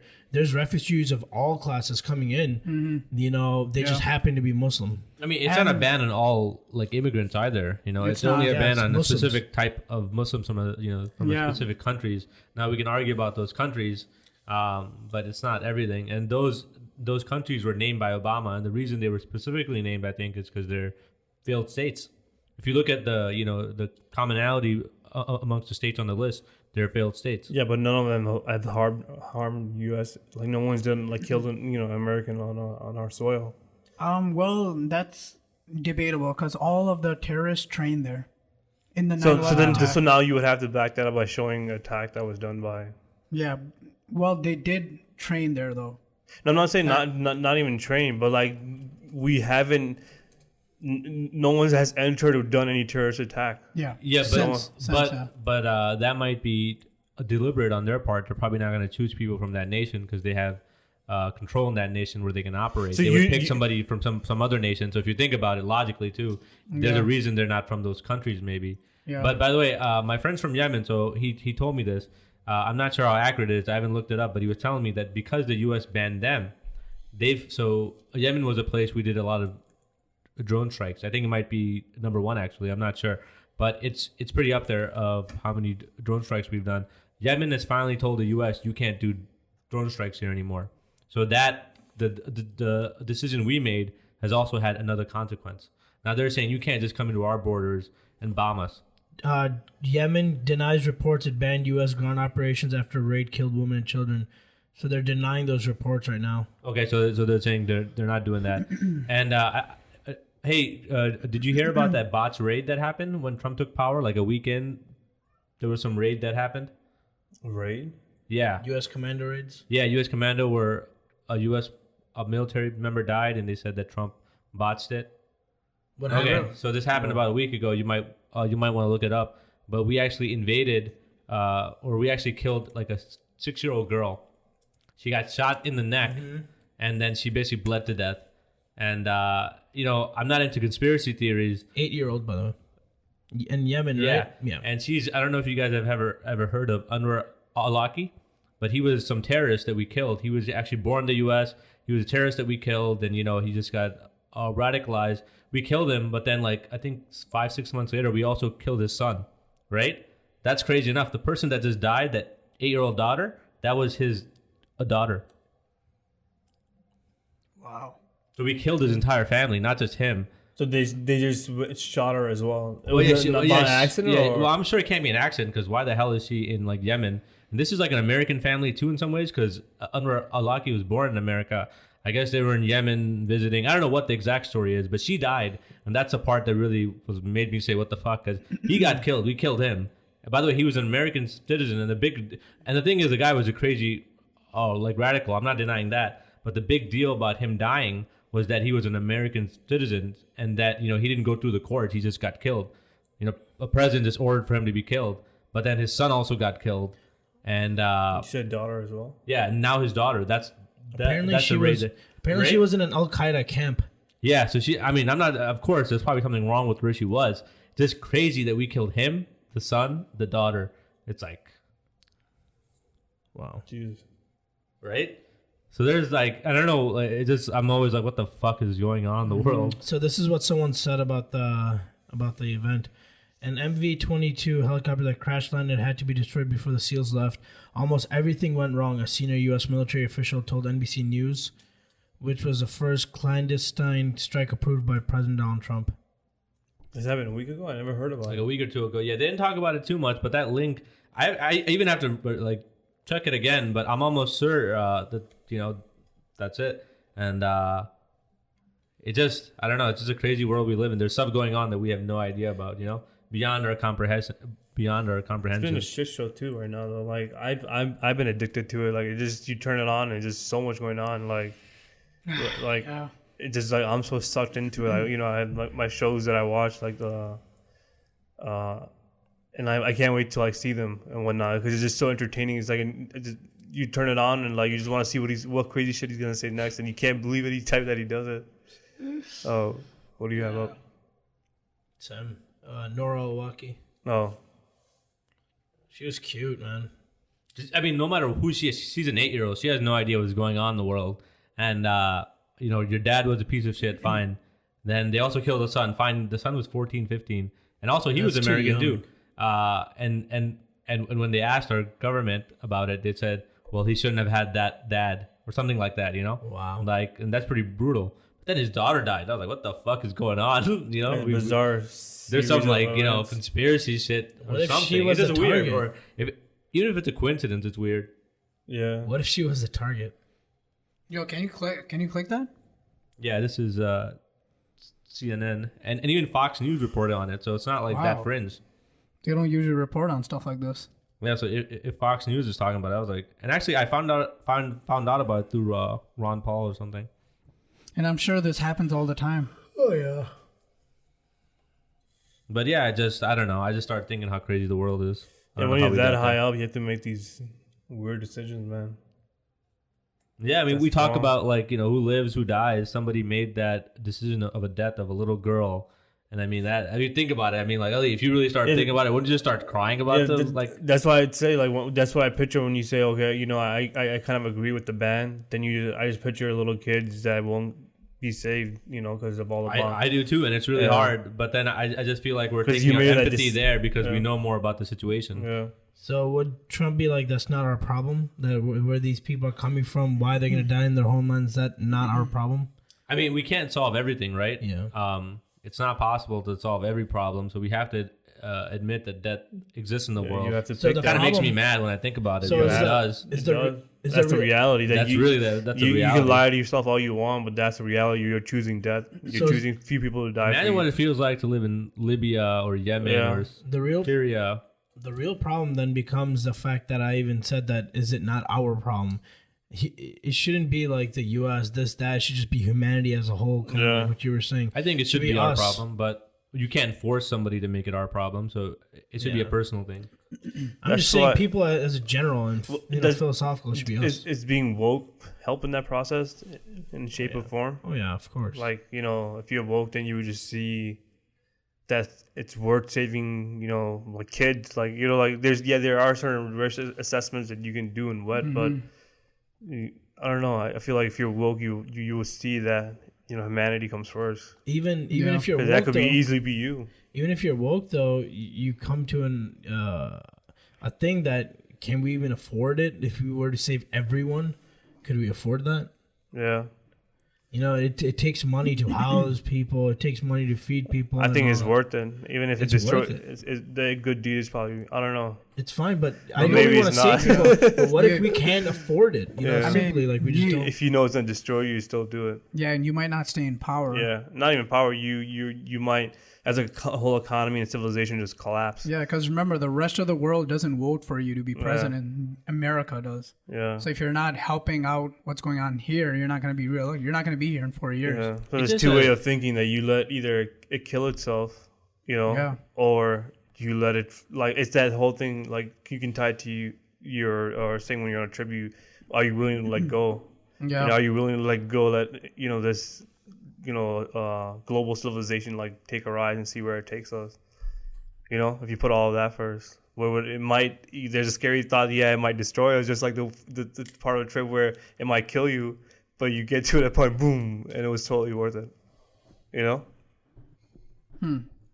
I don't know, man. There's so many differences in the world. Yeah. I find it hard to believe to have one big like Pangea continent with no borders and everyone is just living peacefully. I think it's just a dream. Yeah, and also I feel like our diversity produces some really cool stuff. Obviously bad ideas too that we don't like. But that's just part of who we are. Yeah, So just don't hate each other, but you can live in your own segments where everyone agrees with you and you're happy, but You don't have to. But you have to understand. I got like a contradiction to my own thing. You know how I'm saying by you choosing that, you know, you're gonna say no to like, you know, elderly women and whatnot, because you're choosing someone to die at that point, right? But by me saying that, then I'm only limiting to this woman and elderly, you know, boys and girls. Yeah, I'm not including men. So like, there's something wrong with that logic too. That don't I believe or overall, other countries. Yeah, I'm choosing for them to die. Then, you know, like at some point, no matter what, you had to choose. Either it could be at a bigger scale or a lesser deal, but no matter what, there is a scenario that you have to choose. That I can't afford to do this. This thing has to die in order for me. Yeah, and how about in the long term? If we're gonna meddle with all these countries, how about we raise their standards and way of living and ideas instead of just importing the good people? Instead of bombing them with like weapons, bombing them with books and education, like resources. But usually our idea of making their economy better is to build, like Apple builds a factory there or Nike, and then, you know, they get rock bottom prices. Yeah. So, and by the way, that's not always a bad thing, because if the people there were making, let's say, 25 cents an hour and Nike's offering 30 cents, obviously they're fucking paying a really low rate, and it should probably be higher. But at the same time, somebody's getting a job they wouldn't get. Yeah, so it's a weird little. So like, if they don't do it, someone else is. Yeah, it's just, you're right though, and you know, when you talk about like raising their, I guess, standard of happiness, or no, sorry, raising their level of life. How would you go and do that? I think, like Sam Harris says, it's a war of ideas that we have to win, right? Yeah. So I think all these places that have, like, if your ideas that you're starting from, your foundation ideas are wrong, or not conducive to a good way of living. You know, you have all these dictators. That's a wrong way. That's a bad society. But if you can somehow get these ideas into the root system, which can spring up into, you know, progressive societies in the future, it might take time, but that's the best route. You know, the best route is not just letting, you know, yeah, of course you want to let fugitives in. It's a humanitarian thing to do, and you're saving children, women.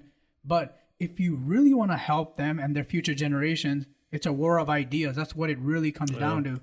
Yeah, and then when you say that, I start thinking a little deeper, and I'm like, okay, well, these ideas, how do these ideas come out?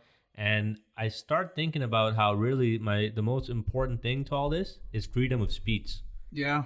You know, being able to talk. Thing. I mean, there's good and bad to it. Like right now, we're saying news is fake, and freedom of speech is it's good. I mean, it's good that it's there, but it's not informing us in the best way. But freedom of speech is actually the only thing that allows all this. Yeah. So one thing that has to exist. Yeah.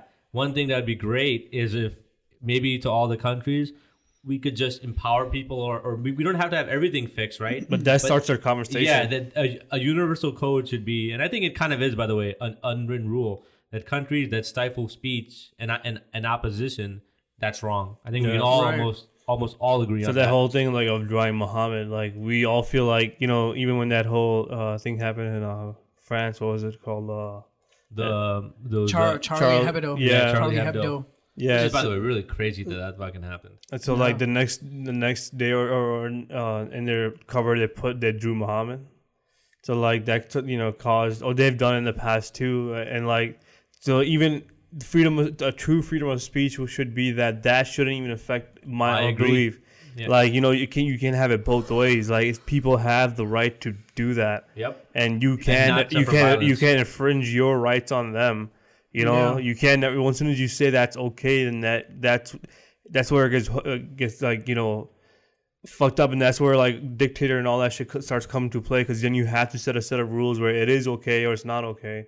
You can't have it both ways, and that's why like the left movement is kind of scary as well, because what they're doing is they're taking away your freedom of speech. Like the whole Berkeley incident that happened with Milo. We've heard Milo. Come on, he's not. I mean, he is what he is. But he's out there, but like, out there, I'm not. I wouldn't want to harm. I would actually love to go see him. Like, I want to hear his idea. Like, it's so crazy that. I mean, I don't hate the guy, but I disagree with a lot of things that he said. But there's a lot of things that he does say that do make sense. He's cutting all the bullshit out of what people think anyway, and we lie to ourselves, one another.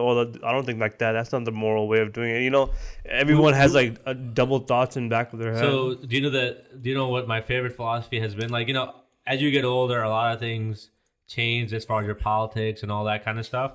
But the one philosophy that stuck with me is libertarianism, which is kind of, you know, what the Republicans really, you know, there's a good core of Republicans that believe that.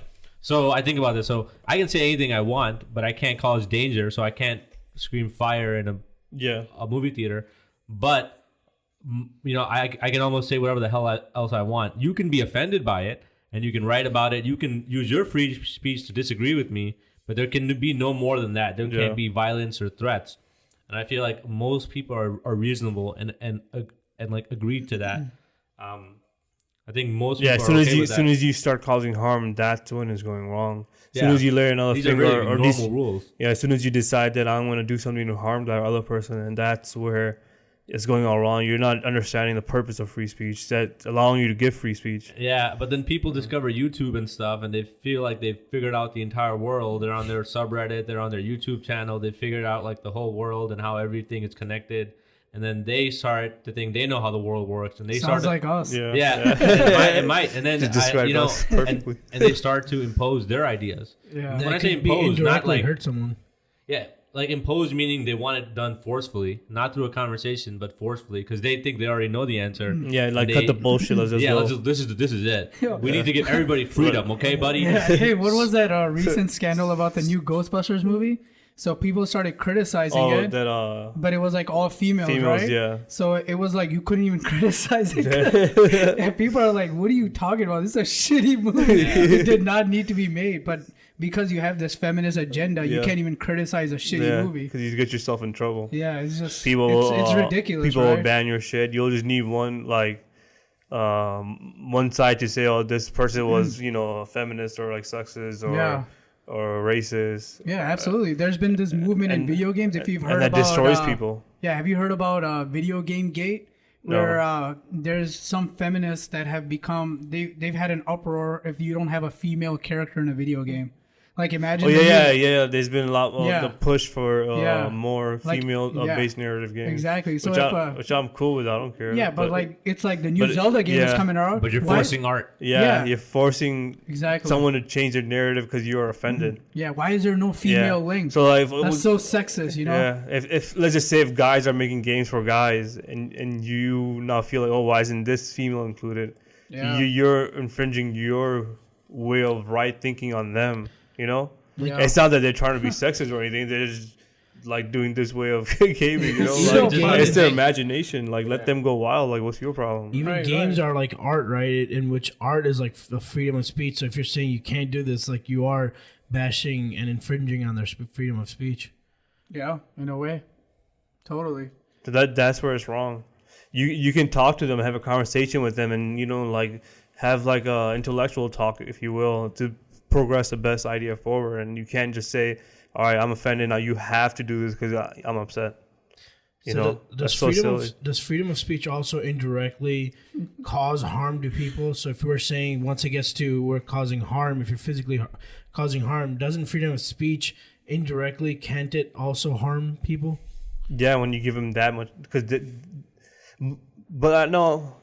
it gives them the freedom. Yeah, so you are allowing them to say that, and then they can get enough people to hear it and get the message and get them on their team. They can cause the ultimate harm by moving laws forward to like campuses all over have gotten so like sensitive about like the people that bring in to talk, as any sort of ideas that are against the ideologies. Those people cannot, like Milo is one of them. Like a lot of people have blocked him from coming or banned him from the universities to give speeches because what he's saying is so offensive that they don't want to allow his thought. Like that, that's an approach to stupidity, because your brain is not strong enough to hear an opposite idea. Is willing to like just turn it off. It can't handle it. you know? What about like Trump? And, you know, a lot of people said a lot of the things he was saying was hate speech. And even when he got elected, there were so many instances of people getting hurt, you know, through speech, you know, take the guy's coat, set it off, things like that. You know what I mean? You know, you were talking about college campuses, and when I was at Ryerson in Toronto, it's a really nice school. I went there, and they actually had a booth of students that were advertising the Communist Party. So they were trying to get people to become Marxists and communists. And then I was just thinking about colleges. I'm like, dude, you guys have it so good. Of course you want to be communist. You know what I mean? Like, you're going to this super nice school, man. They had amazing. That school was like amazing, I thought. Like Hogwarts. No, it was. It's like just the technology they had. I tried the HTC Vive there. A student could just go and try that. You know, just such an awesome place to be, you know? You weren't a student. How did you get in? Because I knew somebody that was that worked with the students. He wore a backpack. Yeah, I just wore a backpack. That's all you got to do. But I was just thinking, like, you know, people who have it really good, they're always thinking about communism. Now, in communism, we all live together, and it's a little different than what we're thinking about, which is what we're talking about, which is being a libertarian. Your speech, your ideas, you have your own rights. I have my own rights. We're together, but first we're us. We're the individual first. Yeah, that's what I've been thinking about lately. I've been thinking about, if you have really radical ideas, maybe you should get with your group and live in your utopia. Maybe that's the only way forward. Yeah, you have that right for sure. Yeah, and you get to live on your own. Yeah, like you can leave. But I actually like the idea of capitalism. I mean, you don't have to move. You just move away. Or move them. You just move away. Yeah, problem solved. Then when you get in that place, and you can have within those people that also disagree. Yeah, they want to leave. No, Exactly. I mean, think about it. Look, our families, when they were in Pakistan, right? They obviously did not agree or did not like the environment, so they migrated to America. Yeah, and now we're here. Yeah, but now those people are telling us to go back. Get the hell out of here. But maybe that is the real future. I mean, it's been the past, actually. You know, people with similar ideas. I mean, we're immigrants, dude. Like, groups. Look at that irony, though. Yeah, I know. But what I'm saying is, I'm thinking not more as immigrants. I'm thinking as people with ideas. Yeah. People that have similar ideas. Maybe they should live in their own bubbles. Yeah. Because you cannot combine all the bubbles. You can try, but it just leads to all this unrest and problems. What about a bad idea? It just gets bigger and bigger, and the bubble keeps getting bigger of this shitty idea. And then it takes over the other. It's infringing the rights of other people's right, you know? Yeah. Making their decent idea shitty. Well, I guess you got to reproduce more if you're in that bubble. Oh, yeah, Make America shitty again. Whichever bubble reproduces the fastest takes over the world. Yeah. Oh, God. Make America shitty again. The great bubble. There's always that contradiction, right? It's just either, is it going to happen? Yeah. The scale's going to tip. Right. And then you think about, like, hey, man, if everyone can just talk with facts, wouldn't it be an easy world? Yeah. And then you realize, but everyone is hard. Talking with facts. And then, you know? Yeah, that's the hard. The problem but that's a subjective. I'm sorry, I don't mean to say that everyone is, but everyone in their subjective mind is so exactly what we're thinking are talking facts. Because when you say I'm talking facts, you're thinking I'm talking facts. It's one and one. Yeah. But one reality is true, though. Right. And then you start thinking about facts. Like, I'll bring up the climate change thing. Yeah. Like, I don't know if I brought up Randall Carlson. You know Randall Carlson, right? Yeah. I'm a big fan of him. And for some reason, I don't know why, I guess it is kind of a bias, so I'll say that I seem to trust what he's saying. I feel like he's put his entire life without any outside force telling him to say something. So I kind of tend to believe what he says, and his research makes sense. So his point of view is that, yes, climate change is a real thing, but we kind of exaggerate it.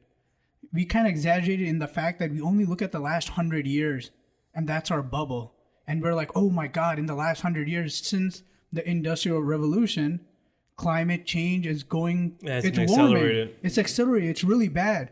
But as soon as you go another 1,000 years into the past, or even more 1,000 of you start realizing that this is nothing compared to what's happened in the past. Yeah, it definitely is a natural cycle. But I think and I also think about what Randall Carlson said. It changed. I was like, well, okay. But I think he also admits that humans are having an effect. Really, it just goes to how much of an effect they're having. Yeah, really small. Yeah, but he also said really small, but it is happening. So it doesn't matter. So the thing is that, but I guess if you're right, then that means we'll do all that work for nothing. It's going to happen anyways. He says it's insignificant. the effect that our fossil fuels burning is having on the atmosphere. Now that's a viewpoint, right? You can go to another viewpoint. I'm just saying that's a viewpoint. So then you would have to validate by saying it has to be observable and true to another. So what data he's looking at, and what data the other people would look at, would say that ever since this has started, we do see a trend of moving forward. So with that one-on-one connection, you would have to predict that maybe it does influence it. So why temper with it? Okay, so we all look at the last 100 years. In the liberal media, let's just say, we look at the last 100 years. I think they go further back, even like Al Gore's like documentaries and whatnot. 200? No, I think they it's go not far gonna be back. more than that. No, they shows the dinosaur ages and. No, they don't go past the industrial revolution. No, they focus on the industrial revolution and fossil fuels. They do. They just focus on fossil fuels, and that's just the last 100 years. They do. But as soon as you find something. Yeah, dude, as soon as you go 1,000 years past, you realize the Earth, the only thing that's constant is change. It happens. I mean, yes, fossil fuels are maybe somewhat making it happen faster. But mathematically, so like, then why accelerate it if you know it's going to cause harm? Or if you know that it might... because it's going to happen anyway? Yeah, so why accelerate? Why not why not slow that time down so you can figure out a solution to stop it? So his viewpoint is that why are we exaggerating it? We're really exaggerating it like it is the end, and that this would not happen if we didn't use fossil fuels. It's almost like that. If we weren't here, I guess, basically. If we weren't here, it wouldn't happen. It wouldn't happen, but it will. Yeah, eventually. But it will. So that's the thing. I don't know, man. His research goes thousands and thousands of years. He just looks at the bigger picture. He's looking at Earth. Yeah. We're looking at humanity, which is do you feel if we go to Ice Age right now that the probability of more people dying is as high? I think we're gonna die anyway, right? Yeah, but like let's saying, would you accelerate it and take time away from you to figuring out a solution to stop that rather than saying, oh, it's going to happen anyway? Why not gamble the other way and say, yeah, it is going to happen, but the more we're pumping shit out into the world and we're harming it, we are slowly just putting the gas pedals for that moment to come faster. We know it's going to happen. Maybe you can allow your time to figure a way out. I think the best strategy is what Elon Musk is doing. That the planet is going to go through a change. It's going to happen no matter what we do. It's going to happen at some point in time. We need to find other planets to inhabit. Right. We need to have backup hard drive. We need to colonize Mars or whatever it takes and have other places. Because climate change, I mean, we're in this time period where Earth is habitable for us. Yeah. I mean, the Earth has been incredibly catastrophic to human life or any life, actually. Yeah. You know, so I mean, we're in this really Goldilocks zone of Earth almost, and that's life in general. Because even let's just say the fact that Earth came to be as a Goldilocks on its own, you know, you can just take every dice and you can roll it back. All less instances had to happen, but yeah, like of all those other planets, you know, coming to the zone and not having enough, you know, energy, if you will, to continue to become like Earth-like planet, they die off. Right. Where ours got a little bit more time, and that time allowed life to fully grow and harvest, and you know now absolutely we're here in this day and age. But it's gonna do another cycle. Right. So the only place that I saw was the waitbutwhy.com article about climate change. But there's something to the fact that people deny it. Not like that there's like everybody I know that I actually have some faith in, like let's say Neil deGrasse Tyson, they all say that it's happening, and I haven't seen him as far as science do anything wrong yet. So Randall Carlson doesn't deny it. Okay. He doesn't deny climate change. No, but he's saying that humans are causing it. Humans are a big factor. So he does make that claim in the last 100 years, to be honest. Yeah, yes. And then also this is more on a basic level. It's not even about science. It's just me thinking as a dumb ape. Is that throwing stuff into the air after burning it and doing it at like a shitload and that changing the environment, it's not a crazy proposition, you know. It naturally also makes sense, but I think that there's corporate interest involved in this, and that's really where we're getting a little confused. Yeah. But either ways, we have to do something. Now, what you're saying though is making me think, because if we think that going green is going to solve it and it doesn't, then that's going to be a big problem. I mean, we're not putting our resources to the right thing. Here's a different we analogy. should be getting ready for it. Even Elon Musk says that it's not gonna exactly solve it. We need to find other places. We need to have backup hard drives for Earth. Yeah, but Another analogy real quick is like, if you're a human, you're gonna die. There's nothing you can do to stop it. So why stop eating a Big Mac? Eating Big Macs gonna help accelerate you to get your death faster. Instead of you living out to be 65, 80, you're going to die in your 50s of diabetes and a heart attack or a stroke. So, like, what does it matter if you're going to die anyway? Continue. Why do you work out? Like, with that logic, just go eat out every day, go butt wild with what you're, dumping in. Because Earth the same way. We're pumping shit out. We're going to have some sort of, you get to a point that it's going to have to affect it in a negative way. Because anything of too much is bad for you. Even if we did have another planet, a backup hard drive, wouldn't we just take all of our problems here with society and just move it over there and have the same thing? The idea is delaying all of it. Yeah, well, hypothetically, you would be okay. For instance, you're on Mars or you're on some other planet where it's habitable at this point of time. All right, you change the atmosphere, whatever. Now Earth is habitable because Earth is not going to always be in this crazy ice age or whatever it was. Or even so when it is, you go back there. You can just kind of move. You can be on different planets. But even the bigger problem than that, the sun's going to blow up one day, and that's going to destroy everything. No matter how far you would, there's no planet in our solar system that can protect you. Yeah, but if you go that far, then why do anything? Yeah, because the universe is going to end anyways, and why do that? Yeah. So I guess but that's a very interesting thing to say. It's a very tricky balance. Where do you draw the line? So for instance, I think the immediate future is a good way. Yeah, so that's what I'm saying. Why do you? So the fact that you don't want to continue eating Big Mac every second, of your life, that you want to go work out and be healthy, and you're choosing that life is worth saying, longer. Like it's worth living longer. The longer you can live, the better I feel it is. Right. Absolutely. So, he said immediate future should be the concern. Yeah. And we need to find some other planets. Yeah. Because the Earth is fucked. I disagree, though. I mean, it's we can't do that in 20 to 50 years. But they say it's irreversible, the damage we've already done. Well, again... or not the damage we've already done, but where it's going towards. Okay.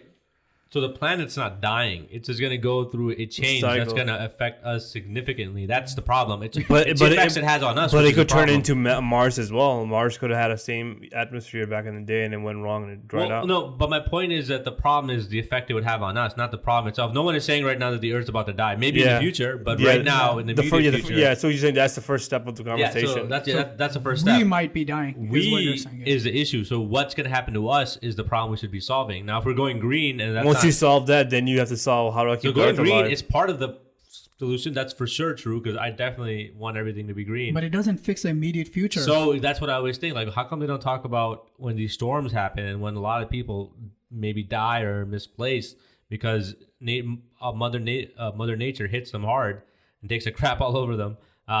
What is going to happen about that? How are we going to address that issue? And then also, the way I'm imagining it is less of the Earth would be habitable. So we need to figure out how to live with less. Yeah. And then how we live in general. Maybe we need a dome around us. We need to warm everything up. These are the problems that I feel like we need to be addressing. The consequences of what we think is going to happen. Yeah. And then you have the Koch brothers on one side. The Koch brothers? Coke, just like Coke. Coke. All right, my fault. The Coke. That's why. Okay. So you have the Koch brothers on one side that are saying that fossil fuels are okay. Then you have a guy like George Soros on the other side. Or Al Gore. And on the other side, he's saying, Bill Nye. Or Bill Nye, go green. But George Soros is the one who's funding us. And he's like, we got to go green. But the truth, I don't want to say the truth, but I think it's not either one of those. The middle solution is Elon Musk. He is the future. He is the future. And he's definitely inspiring. Yeah. And I think if we really want to keep going forward, we got to find other planets. You cannot put all your bets on one planet. Of course. And after that, once you solve that problem, then you've got to figure out how to get out of the solar system, because the solar system is going to kill you.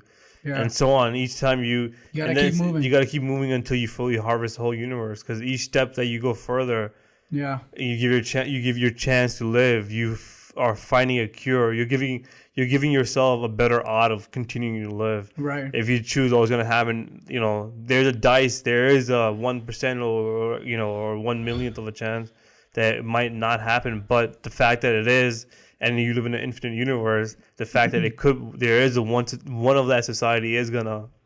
That's a beautiful thought.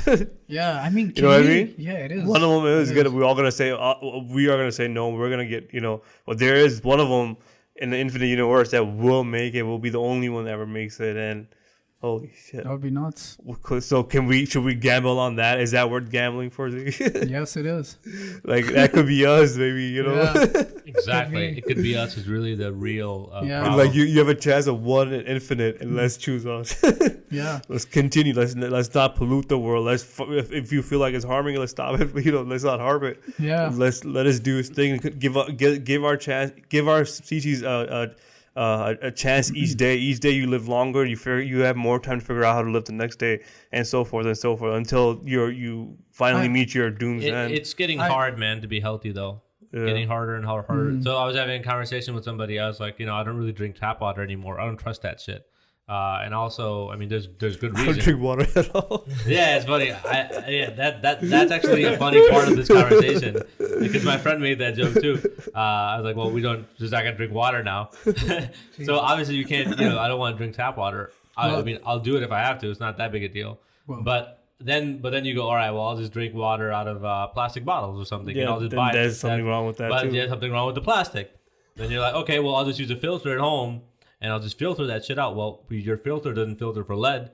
It doesn't really filter the important shit anyway. You got to buy something that's like $200-$300. And I'm like going through this rabbit hole. I'm like, fuck. So you are choosing the one that's going to give you the option to live longer. Jesus. Well, I always chase immortality. Yeah, I that's what I'm almost saying. always, except maybe drugs. Yeah, I always chase I immortality. think it's worth it. I think it's worth, because you could be that one I chance. think there's only one natural solution, and it's dying. Yeah, well, I mean, Fixes everything. it solves all the problems. I mean, that should encourage people to die. Yeah. There was actually a recent research, if you guys read, that there's something in the air that causes dementia in older people. Just breathing that air. Holy shit. Something with pollution. I was on Reddit just recently. I remember I just remember reading a headline or something that was like that. But how many things?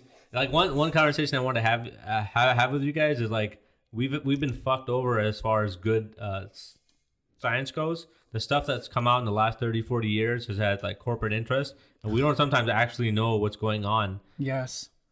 And that gets to my next point, dude. How hard is it to find the truth? I mean, finding the truth about anything is not, we feel like we can just Google. We're just getting perspectives. Yeah. And we're getting favorite researches funded by different groups. Yeah. It is so hard to find the truth. But we're finding out one thing, how corrupt what we thought we knew, For example, we knew it was corrupt, but yeah, we're like finding out how corrupt it really was. We're finding out that even science is corrupt that we all believed. Yeah, and exactly. So that was going to be my next point, that one of the things that they found out nowadays is that a high-fat, low-carb diet might be one of the most optimal diets. And then before we used to think that like low-fat food was good for you. So, right?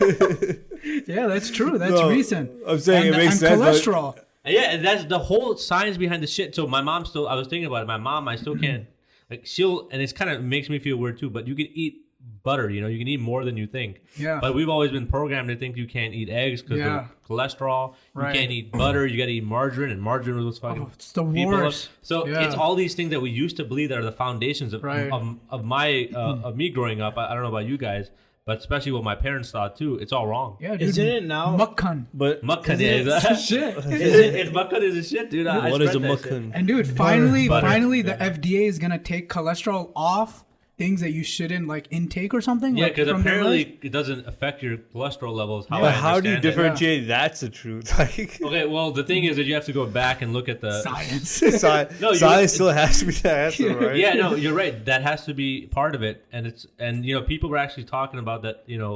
That sugar, which is the ultimate addiction, is awful for us. But that kind of news was suppressed, by corporate interest. They said, drink milk, drink dairy, do this, and all the shit they were telling us. Yeah, they were just selling products. And now that we're finding out about the truth, the pesticides they use, the shit they're using in our food, dude, it's finally being revealed to us. It's fucking crazy. Yeah, and how pesticides started, they had all this nuclear waste, and they didn't know what to do with it. They turned it into pesticides. And I didn't know that, but holy shit. Farmers did not even need it at that time.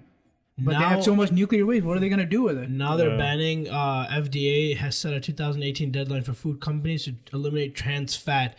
So we know it's bad, and we're still keeping in our food till 2018. Yeah. Get rid of your stocks. Well, I mean, you guys are experts in food. It's just that nutrition is so off. Like, try going to any convenience store, try to get something healthy. It just doesn't exist. I mean, finally the market's growing for being healthy. Right. But man, I like the idea of eat things that can rot. Yeah, You know, if you leave something out there for a few days and it rots, it's good for you. Just eat it before it rots. Yeah, because because the bacteria, if they could eat it, maybe you. Because like I said, once you go into the food science and how bad it's been, I mean, we're just not going anywhere with it. Yeah. I hear people say all these outdated things now, and finally there's a movement to change how we view nutrition. Right. But but the whole point of that was it shows how fucked up nutrition is. And I've heard that health science in general is so fucked up. And we're just finding out that so many things that we thought were true and were based on good science are not. It's like society is rebuilding itself too in some ways. Yeah, the thing is that even science needs funding. Everything needs money. And once anything has money, as we know with politics, it gets bought out. And then you can have certain segments pushing certain research, or even after the research is done, depending on the result, it gets published or it doesn't. Yeah, and they do research with the results in mind. So they're not looking for the truth. They're trying to find something that fits what they want people to think and what they sell as their product. Right, exactly. And I mean, I don't know what to do about that, but I guess people need to be more become a scientist yourself. That's one thing. It is hard. Or I'm not a scientist. How do I find this shit out? Or we need people who are politicians with backgrounds in science, like a scientist that becomes a politician. Funded by who? Again. Crowdfunding exists. There are solutions to this. You can't fight corporations that are trying to, that are selling on profit. You know what I mean? But that is a good point. Crowdfunding is a good point. Yeah, I mean, it's possible. I feel like people always just want to find a way. Look, the system we're in is pretty corrupt, no doubt. But people have to step. So what really happens from the local level, like really like your ward or whatever. Then if you had like smart people go into this stuff, I think things could really change. Oh yeah. But I mean, the kind of people that politicians are. Right, man. But even then I'm thinking it's hard. But even at the local level, those people that are going around and campaigning, even at the local level, they need money, right? How are you going to campaign without money? If it's a community of reasonable people. Unless nobody has money. There is no money in politics. That's the only way, right? Nobody has money. Everyone is just doing it through whatever they can. Being a politician is just like being a lawyer or being like a doctor. At the end of the day, you still want a paycheck. So what's the easiest way to make money? Have a corporation buy you. And another thing but there's a morality in that. Yeah. Well, I just think the focus on money that we have in society is a little just misplaced. I think that's what it is. I mean, we need money. We need competition. Because I keep thinking about these hippy-dippy scenarios, and they never really work out in my head, Because I feel like no matter what, humans are individuals. Like, and as you guys, I think you guys appreciate art, and I think about art a lot now, especially in the context of the kinds of things that you guys are doing. And what is really art? It's an expression of the individual, right? It's really the individual getting to express himself through a different medium. And I don't know, if we all live together and we're all one and there's no competition, there's nothing, I feel like you're actually controlling society and you're kind of killing art if you think about it. Competition breeds progress too. I can go both ways though, I think. What's the other way? That it will stop it, So you're saying like that same medium of you're charging that same medium of using that outlet to offer your expression could be stopped within. Yeah. Okay. So it's not like I'm saying people should make art for money. I'm saying that if you make art, it's an expression of yourself, right? So what is art? Good art. Nobody's influencing you. It's an expression of you. That's what makes good art. And I feel but some very motivating people and good people can also influence you to do that art too. So they can somehow. This is where the whole thing gets diluted, and they can feel that it could be someone as Martin Luther King on one side or Hitler on the other side. They influence them to do this art. It gets weird. I just think about life. No, I just think about life. Okay, so life. Okay. Let me try to get back depressing, to the point. Yeah, life without money. Let's just talk about that. How would that work exactly? Because what if I want something more than you want? Dude, I had the same thought yesterday. Like, so art without money would work simply as it did in the past. No, not art without money. Life without money. Life without money. Yeah, it would work as it did in the past. You go out, you get your own food, you hunt your own food. It's just a lot of work. But then you So come. we're back on bartering. I have this. I'll exchange for that. Yeah, that's how it works. What if there's like one sheep here and you both want it and you both have weapons? Do you fight each other? Yeah, so you have to fight for each other's resources. You do, yeah. So then you need some kind of police force, or you're just saying, I'm just saying that's how it would be without money, right? But then what would happen was the people that can defend themselves will give the other people other resources to offer protection. So that in a way becomes currency as well. And then you money comes back no matter what. And then you form groups. So it's gonna come back no matter what. So why not control it in the best possible way? Yeah, so like, who's controlling this money in your idea? some good person. That's not gonna happen. Yeah, I know. Anyone who's gonna control it is gonna. At one point, it just gets corrupt when you have too much power. I don't. Because you want to protect that But power. even if you take money out, it's gonna lead to someone using their resources as a currency exchange to buy help. Unless somehow through some miraculous way that group picks the most honest and incredible person that is already at peace with himself and doesn't need money and doesn't care about it or control or power. Right, and you're like, all right, Elon Musk, you're going to do this. He's like, I don't want to do this, but please just do it. Yeah, but there's another side that will stop you and take your, might even kill you for your resources. Or they might believe that, that ideology is not the right way, that theirs is, I think we just need Jesus. Yeah. I see why they made religion. Even Elon Musk, people like these will still have egos, What? People like Elon Musk or anyone big would still have an ego.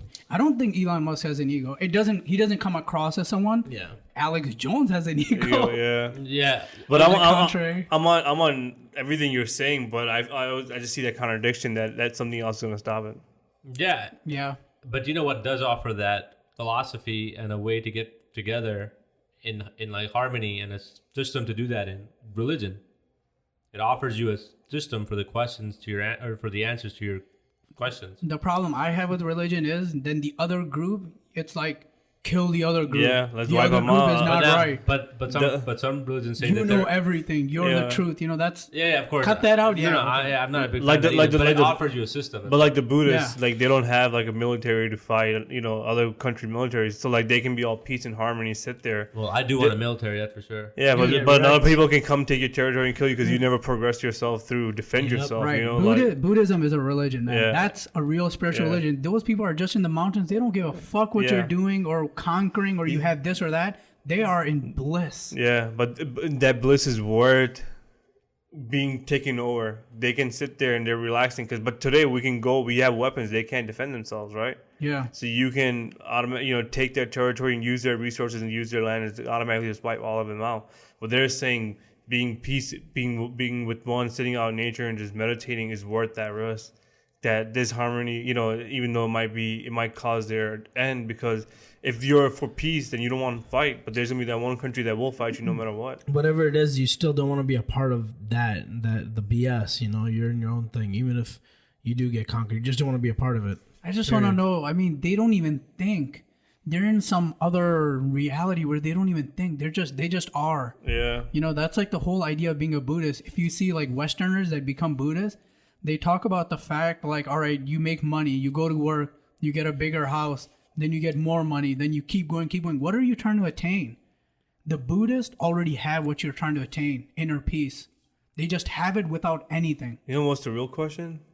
Have you ever, I had this thought today actually leaving work, like have I ever seen, or have you guys, like I haven't seen, but I'm talking third person, how come I've never seen like a picture of like a female Buddhist? Like I always see just boys and older men. I think it might be because they're all bald for some reason. No, but I mean, you should be able to tell. Like, they shave their head. That's a good question. Why don't you Google that? Like, where are the female monks? Every time, why the media, bald. like all the media or every movie or everything just shows just men. Are females not allowed? Yeah. Think about it. Has there a flashback where you picture a female like either meditating in Buddhist, Avatar. In the Buddhist that outfit that they wear in the mountains? It's always a guy. Are there any female monks? Yes, women can be Buddhist, monastics, or Sangha, as they're referred to. In fact, many of the most well-known Buddhist authors in the West are female nuns. West? But yes, a few Buddhist traditions do have female monks. So majority it's not then. Why not? Like, what do they do?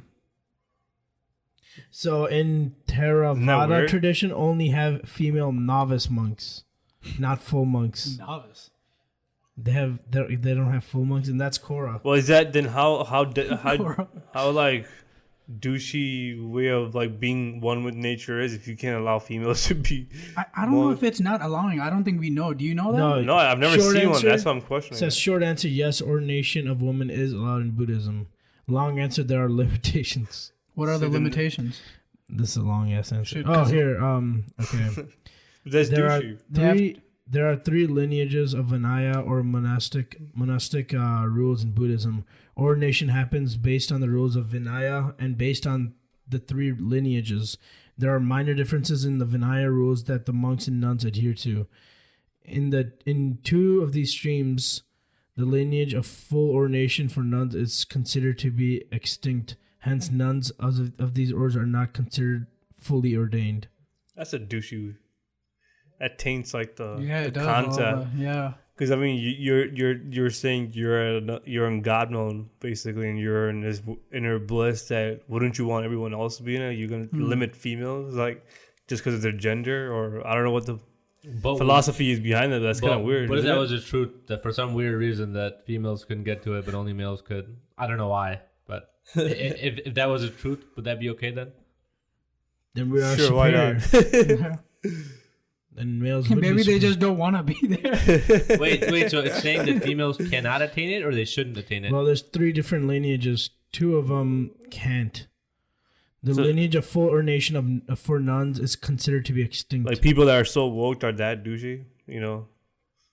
They're just not fully ordained, but they're novice. If they were even more woke, then they would progress that idea forward. Even there are things that females can't do, right? Yeah. Maybe they can. Maybe they do know something. Maybe we should get the full story. Maybe I feel like I gotta research this more. Yeah. I want to hear the reasoning. Yeah, that is an interesting thing to look into.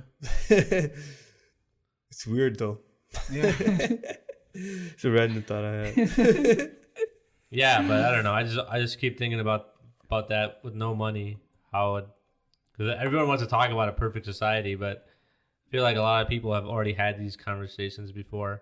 It really becomes you would have to make a society based on how humans operate. Yeah, the thing is, money allows you to collect power. That's essentially what it is. But money is just a resource allows. So let's say if we were in the bar system, we all start from scratch. Some motherfucker is gonna have 1,000 times what the average person has. He's gonna have more power. He's gonna use that advantage to have even more of an advantage. Yeah, it's all competition. So it's going to happen either way. So I'm just saying that competition is in our blood. Dominance and pursuit of dominance is kind of in our blood. Maybe not for everybody. Greed is in our blood. So how do we channel these emotions and these desires we have, I think, is an important question. I think we wait for our DNA or something to evolve. Exactly. Like our competition, I think, one of the best things is sports. Yeah. I feel like you could take so many guys that'd be like maybe if they were in the Spartan era, they'd be like warriors. But right now, you put them in a sport, you just make LeBron James play basketball. What if like science became a sport, like world hunger, like solve it, like you make teams, like and there's like a trophy at the end, like there's like the series is it's a problem, like climate change or cleaning up water pollution, and you have teams, and now it's a sport. The back-to-back champions, Mind High. Yeah. So each state should have they pick their best, smartest student, or they can trade whatever, Ali Musk. And it is a problem, and they give them a year to solve it, whatever, and then you just make that to a series. The most boring sport in the world. He's got to wait 1 year. We'll see what happens. There's no one watching. So there's no money. We can't tell. No one solves shit. Everyone goes to watch the gladiator games. But instead of solving world hunger, let's just kill each other. Let's just go watch UFC. I'll watch Conor McGregor any day. Yeah. Fuck world hunger. Exactly. So the priorities are not straight. Or here. So this is my thing. Sometimes I feel like when intellectual people try to do stuff, they just don't make it cool. Yeah. They make it really nerdy and boring. Yeah. So I was thinking it could be small things. Like, for example, Drake. I mean, I think he's the biggest artist right now out there. He's been out there. I mean, Drake is killing it at the game. If you just talk about pure like numbers, but he talks about the most stupid Drake the rapper. Oh, you think he's playing the game? No, I'm saying he's one of the top in the game. Oh, so I thought in the music game, in the entertainment like, game. But yeah. Toronto Raptors. But my point is, what if he rapped about some things that were intellectual sometimes? Instead of just talking about, he would wake people women that he didn't sleep with or how much money he has and how he's better than everybody else and they're not on his level. Instead of that like alpha talk. So someone needs to what if he talked just a tiny bit about some thing like Neil deGrasse, let's say. Yeah, like hook him with that. Just a small. I'm not saying don't still talk about that stuff, but just something in pop culture he threw. That was more science. Like he talked about it. Like I love doing music, but I love reading Neil deGrasse Tyson's book or something like that. Yeah, he could inspire so many sales people. Would plummet. No, his sales wouldn't plummet. No, he still does the same shit music wise, but just but there's one or two messages. lines. Yeah, I don't know. Messages. I find it hard to. I don't know why this is. I find it hard to believe that somebody who makes music like Drake, the kind of music he does, and that he reads Neil deGrasse. But it's also just human nature. So we were talking about this perfect society without currency and money and whatnot. But I feel like, what was I gonna say? You feel like? Well, he brought up a good point that you're gonna have currency either way when you start having resources, right? That is a currency. So do you want to have no resources and everybody gets? We want resources, right? But everyone would have to have the same exact resources in order to avoid that battle. Yeah, and then if that's true, then that kind of kills individuality because everyone has to be the same. So I was saying it's human nature, and why I agree with Z that it has to be an evolution because, if I was to have, if we were all trying to survive and we all had plates, I would want the most food on mine. That means I'll live longer. I'll have more food for more days versus you guys. I'll win the competition in life. So we have to suppress that instinct or channel it better. Or evolve. If you have free will, yeah. Because ultimately, though, we would, like the truth of the matter is if we all cooperated, we'd do a lot better. There's no doubt about that. Cooperation is what makes us sit here and we can sit and dream works make teamwork. And the shortcut to cooperation is having people that think similarly in those pockets, in those groups. But I think same thing with cooperation. So I came right back to my analogy that if we all had plates and let's say you guys didn't have pizza, I put food on your guys, but then to cooperate, what do you guys give me back? So then it becomes, again, a barter and currency system. And then I'm thinking about it in abstract terms. If you're always compromising for the other side, are you going to get to the future faster or slower? Slower. Yeah. So I wonder what is the best way? I mean, compromise is a beautiful thing. But if we're thinking about it on a universal level, maybe we should have groups of people in their own places and let them shoot off in different directions and see where it leads. The best place I like to look at competition having such a crazy effect is technology. You have NVIDIA and AMD, let's say these two graphic cards. How did they become so good? Because each of them just want a competitive edge against each other, even if it's like a small amount these days. And the like fight to more frames. Even fight to get to the first AI. Whoever creates that's gonna be the richest dude, or richest country. Samsung is coming out with something insane. That's not gonna come from Syria or Sudan. Let's be honest. It's gonna come from competition. Yeah, I mean, so we have it right here. We actually already have segments of countries that are following different ideologies. You have the West, right? And then you have countries. I mean, the Islamic age, when we created algebra in the Middle East and all that, it was the golden age of Islam. And since then, it's just gone backwards. Yeah. That's the truth. Because we've stuck to ideas that have not worked. Yeah. It depends on what your idea working is. I'm thinking human progress. Yeah. In terms of human progress, Islamic ideas have not worked. There's no way around it. You have 1,000 years of proof to see where a certain part of the world has gone to space and is going to Mars. It's pushing forward with ideologies, whereas one is still in the Stone Age. Yeah. So I mean, and you can tell that by like Neil deGrasse Tyson says, like the people that win what's that Nobel Peace Prize or the Nobel Peace Prize. Yeah. So there's only been one ever from a country from a Muslim background. I think it was Pakistan. And like their way of innovation in science has dropped so bad, but they were at one point in the civilization where they ruled algebra. I mean, algebra is named after the what's called Arabic language. And they were that ahead that they named it after them. Yeah, and not just algebra. The Middle East and Baghdad in particular was a melting pot Christians, Jews, everyone from around the world came because it was like a society of free thinkers. Yeah. And then that shut all that down. Yeah. And it's taken us back, and we are you know, I mean, all religions. Yeah, you can say that. Yeah, there's faults of Christianity, but but the one is more far behind than the others. Yeah. But like for me, they all For sure. you know, have their faults, and they all, but you know, some are. It's like a race, you know, competition. How far are like, you know? I think all the religions have faults, but the people that are following those religions are very different. Yeah. A lot of the extreme followers of Islam are very extreme, and they are so to the book that they won't even move forward in terms of human progress. Whereas if you look at the West, they take it very easy. They're not so glued to the book. They've kind of moved past that. They've matured, and they also get in power somehow. They end up with the situations are so bad there. It's a battle of resources. So these people somehow become in power, get guns and whatnot. Now for them it's okay to kill. You know, when you get the extreme radical, you know, Islamists.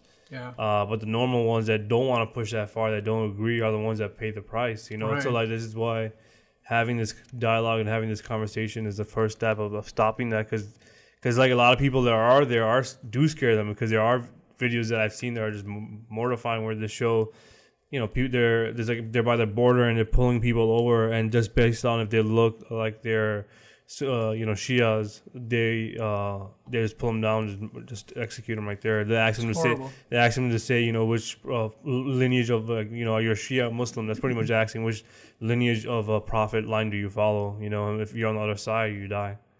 You know, it's really sad. But there's a lot of Muslims that don't believe in that philosophy, and there is them. I mean, I think there's actually, and they're the ones that are in danger. Yeah, they're the ones that suffer, and they are not vocal. I think nowadays, I really think that the Muslim community is going to finally have the conversations that they were supposed to have, because I feel like Muslims, like most people, like just like everybody, loves a free society. At the end of the day, maybe I'm wrong. I'm not saying everybody, because people do love these conversations, and I think they're willing to have them. And I think finally that extremist side might get pushed down. Let's see. I hope so, man. I mean, if I look at any issue, I don't want to see brown, white, Christian, Muslim, but I would love to see our people just move forward. You know, I just want them to be at the forefront of technology, human progress, and not be so stuck to the old ways. Yeah. You know what the problem is? That religions have these signs that the world is going to end. And this is part of it. And then this is part of it. And you know how the unrest in the how there's unrest in the Middle East. Well, religion predicted that. You know how so they play along with the narrative. How gays are able to like express themselves like openly. Religion like girls would dress as guys. And all these kind of things. So again, that Judgment Day is coming. But like they because it depends on how you see your life. We talk in this podcast, and we don't really use religion as a framework. A lot of people do use it as a framework, and it has worked for them with everything. And I just feel like they have a different conversation than we do. I guess we got to start from scratch. You know, we got to look at it with no framework, any at all, and just kind of look at things. Yeah, but they don't believe. They believe that this is a true framework, and they believe there is a framework already there. So why look for it? Yeah, and then they'll be like, "What's going to happen after you die?" All that kind of stuff. So that's a problem, though. Yeah, the problem is that it has to be true for everyone. So why don't I see it? So if I do want to join your bliss, then you have to say, "Hey, this is a proof." But if your proof is not equal with my reality, then that's where I'd say that you are on the wrong, because you're not seeing that 1 + 1 = 2. You're just hoping, based on faith, that you're so certain about something that you can't be certain of. But then they'll say it's not just on faith, and they'll tell you specific things that the philosophy said that it pointed to, and like either one, how it makes so much sense. Yeah, but it's so pragmatic. Yeah, but there's other religions that have their own counterpart, and they have those people too that say the same thing to prove their religion. You know, like each religion has that one guy that can say X, Y, and Z to make it stand out or more believable than the next. Like everyone has that, in their thing. That's their backup. This so and so says X, Y, and Z, or this is the proof that they showed. Yeah, and when you talk to these people, so there's a real thing called selective attention, right? You could be saying anything you want, but they're only going to hear the words that they want to hear. Yeah. And they're only going to respond in the way they want to respond. They're not going to actually take in what you're saying. Yeah. And that actually goes both ways. You know, if you talked to me a few years back, I might have taken things that whatever you were saying, like we had that free will debate. Yeah. I had a only very tunnel vision view of it. Yeah. I was looking at only a certain amount of research. No matter what you would have said to me, I would not have listened to you. I would have disagreed. I'm like, no way. What about this or what about that? Yeah. So I've experienced it, so I know that that's a very possible thing, even for someone who's into reading and researching. Yeah, so I'm just imagining how it would be for other people, and it's very difficult to change points of views. And I think it has to come from inside somehow. I don't know what it is. Yeah, it's like that. You know what it is for us. Yeah. So I guess I don't know. Maybe everyone should do it. I don't know. No, but that's the one thing. Like, I just kept thinking about this all through this week. You know how we see psychedelics. Let's say, well, some people see that with religion. They read it, they learn about it, they learn about the facts, and they feel like they're discovering this truth that if more people actually looked into, like they also think that too. You know, like what they're finding through this. If others look through it, that they would find it. And to be honest, sometimes it does happen. People do convert, so it's weird. So it has to be on experience, right? So if they're on this and they haven't tried psychedelics, they can't say, okay, yeah, this one is better than the other one, or this one has the more. Yeah, but a lot of religious people who have done psychedelics, and this is just more anecdotal stuff, they feel closer to God. Yeah. They find more meaning in the concept of God, not less. And to be honest, I found more meaning in the concept of God than less by doing them. Sure, and I mean, you just got to look at the concept, not specific. Yeah, and if you think about some of the most intelligent people, there's both sides. There's, for instance, if you think about Darwin, he thought that this whole idea of evolution came from God. God fed him that. Yeah. Tesla thought the same way. Yeah. That one very famous Indian mathematician attributed, I forget his name. Do you guys remember? He was in that movie. The man. The Man Who Knew Infinity. Yeah. So Ami Dinij, I don't remember his name, but he also attributed. He did not have any classical understanding of mathematics, but he said that all these equations just came to him when he closed his eyes. Yeah. That is crazy, right? Yeah. I mean, you could say that he liked mathematics and he was programmed to think that way. That's why Srinivasa Ramanujan or whatever. Ramanujan. So he also. So there's a lot of hard name, guys. It is, and there's a lot of intelligent people, way more intelligent than us, that found these profound things. And also did deep research, and they said it came from God. Yeah. So here's the thing. Even those people don't argue the concept of God. They argue the version of the God. Because if there's a book that's saying it was created 6,000 years ago, or it was created from a man and woman's rib, that's false. No one's saying there isn't a God. They're just saying that version of the God you're believing is false. It's a man-made concept that you're following. Right. Because something has to be created by something, and that thing also has to be created by something, like I always say. So I can't argue that there isn't a God, but I could argue that the book that you're following is wrong. Right. Yeah. Well, I feel like those people. So I asked that question to somebody. I'm like, so do you believe in this text like literally or with context and like metaphorically? And they said it's a mix. And obviously, it was just casual conversation, so we didn't go into too much detail. But I think that's how people justify it. I just find it amazing. Again, I just find it amazing that this philosophy, whether it's the Jews, the Christians, or the Muslims, because it's all part of one branch of philosophy, has existed so long. Like it's, you know what I mean? It's really had its impact on the world. It hasn't existed that long. There's only 1,500 years, 2,000 years of Christianity. The human civilization, but they had other religions before then too. So it's just different forms of them just keep going forward until they undo us.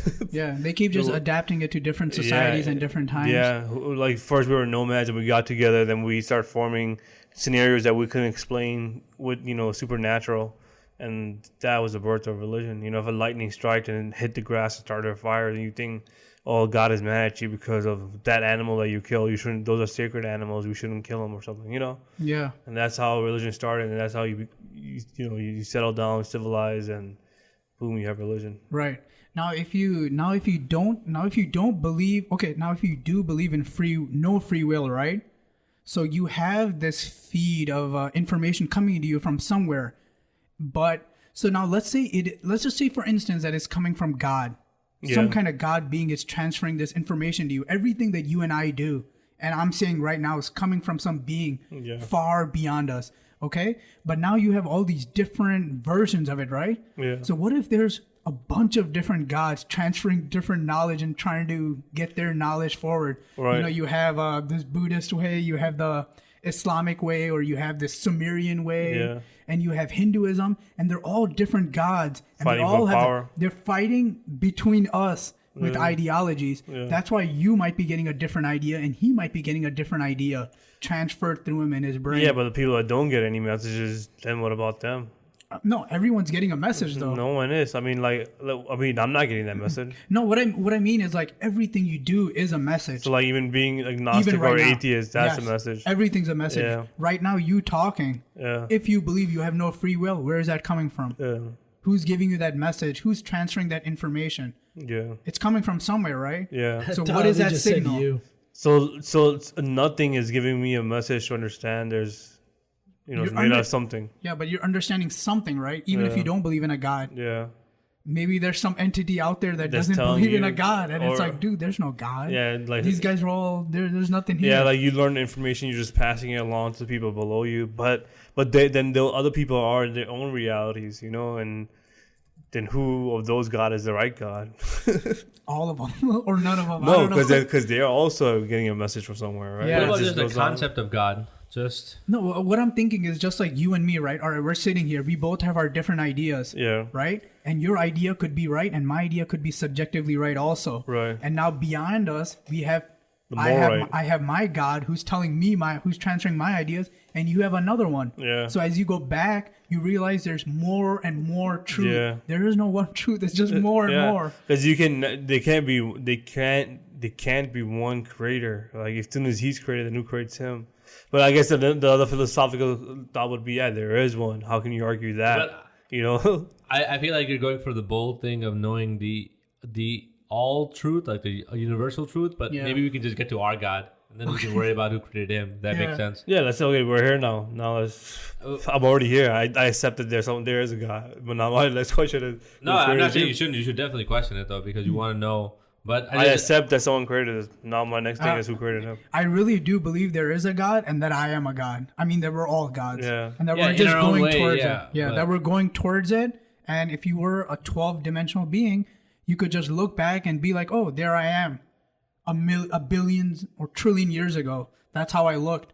But now I'm a God. Yeah. But I push forward. Yeah, or look even further back. I was a single-celled organism. Yeah. It's all one line. Yep. Oops, sorry. And that single cell organism created a multi-cell organism that blah blah blah that created us. Same way with how we were thinking about God earlier. It starts as an atom and then it turns into God. The Yes. wave, yeah. And then he goes back to being a single-celled organism. Yeah. He's like, that journey was the best. Let's do it you again. just fall, then you fall from there. You just fall down and you collapse and you start all over again. Yep. Samsara, man. Everything just has a beginning, has an end, and it's just endless loop. I Yeah. love the beginning and the ending of that movie. The way they're drawing that thing, and then at the end they just Yeah, because in Samsara they show it's going from right to left or left to right, whatever. But one of them had to happen first. You know what I mean? Either the beginning came first or the ending came first, and the ending started at the beginning. So it is one way or the other. But which one is right? Yeah. Samsara, man, one of the greatest movies ever made. They did not have to use a single word Yeah. to tell you their story. You could just feel it. such terrifyingly powerful scenes. Oh, I mean, the message was given through visual and music. yeah. Not like what is that? What is Mormon? Oswald, what do you have up?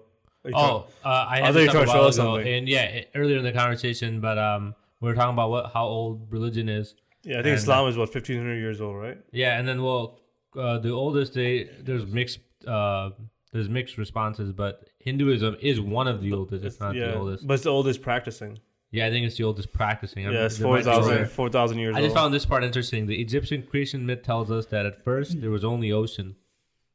Which is kind of true, right? Is it true? Well, I mean, it's not that there was not only ocean, there was still land. But we did come from the ocean, so maybe they meant that, right? If you follow like evolution, we came from the ocean. Or it was all Pangea at one point, and So- everywhere Or you life looked, it was started just from ocean. Yeah, I mean, the further and further back you go from, the closer and closer you get to the truth. If you think about it, they were closer to the beginning than we are. Yeah, we have more technology, but they were closer to that time, and that's a very small fraction, though. Yeah, that's like eons of millions of years. It's crazy how even the stuff they have right. So I like that's one thing I'm like obsessed about religion, and I hope I find a good like read about that. How did they get the stuff right as well? Certain things, certain weird facts. Here, you can look at Nostradamus. You can look at other religions. No, it's not like Nostradamus didn't start. I mean, not to say Nostradamus didn't predict stuff, right? Oh, is that the right guy that I'm saying? That's the guy that have a whole philosophy behind him either. But I'm saying everyone has been. People said, "Oh, there's going to be war in the future." Like there's some people that have said generic shit that, of course, is going to happen. No, I'm not talking about the like generic stuff. I'm talking about like the specific stuff. Like some people, the gays will become very gay. Yeah, super gay, like so gay. But I'm saying like there are people in all throughout different civilizations with different beliefs. All that got one or two things right. Like then is everyone right then? Just because you. All right. I mean, what if they just got a high percentage of them right? Would that just make you rethink? No, because there's a lot of unanswered questions. You know, like the bigger unanswered questions outweigh the few that have been answered. But like, would it give you something to click on to? If 60-70% was right. But I mean, how? That's a pretty high percentage. Yeah, I mean, you'd be like, okay, maybe this is not all bullshit. So where did the right stuff come from, and how the fuck did they do it? Anything over 50, I'm interested. Yeah, that's what I was saying. Anything over 50, I'm way interested in. Like, how did they do it? Because that's statistically pretty relevant stuff, and maybe they don't have everything right, but it's pointing you in a right direction. But the thing that claims itself to be a true, why wouldn't it not have everything right? There's a flaw in that logic itself, like. You know, maybe it's not saying that everything is right. It is saying it is ultimate truth. I mean, how can you argue that if something's claiming that, but then why have so flaws in the message itself? Well, it can't be the full truth because even now we're figuring out. So it claims that though. I mean, if it says in the text itself, then isn't that? So I don't know the specific you're talking about because I've also read I'm saying there's the translation that I read. It claims like all religion do like that. This is the one true message of God. This is the true, especially in the Quran. So you're claiming that might be the. But so if you have some flaws, that's a bigger. You know, maybe that 80% you got right. Maybe that flaw could be explained away somehow. It could be. Okay, what if it was 60 to 70% true, 5% like shit you really couldn't understand that it was bullshit, and then 20% of the stuff, whatever the remaining percentage, I wasn't even doing the math, but that was stuff that you could explain away. How would you feel about it? That's all I'm asking. I'm not even asking for a take on that's still something. But here's the thing: they could have 80% of the things and predictions in there right, but that other 20% that you're ignoring could end the life itself. You know, they had 100 predictions. Okay, by chance they got 80 right. You know, it is man-made. They got 80 right. The 20 wrong could be like, you know, from Christianity perspective, like we don't need to intervene with climate change because God has his, you know, thing already decided. Or religions, you know, say some of the thing that way too. No matter what we do, God's already decided. You know, so like now that 20% is thinking that, and the people that are against it, that thing itself is gonna end it. Absolutely, it kind of reminds you of a conspiracy theorist. You know, if you have a conspiracy theorist, he says one thing and it's true. And then another thing that's wrong, you tend to forget everything that he said that was true.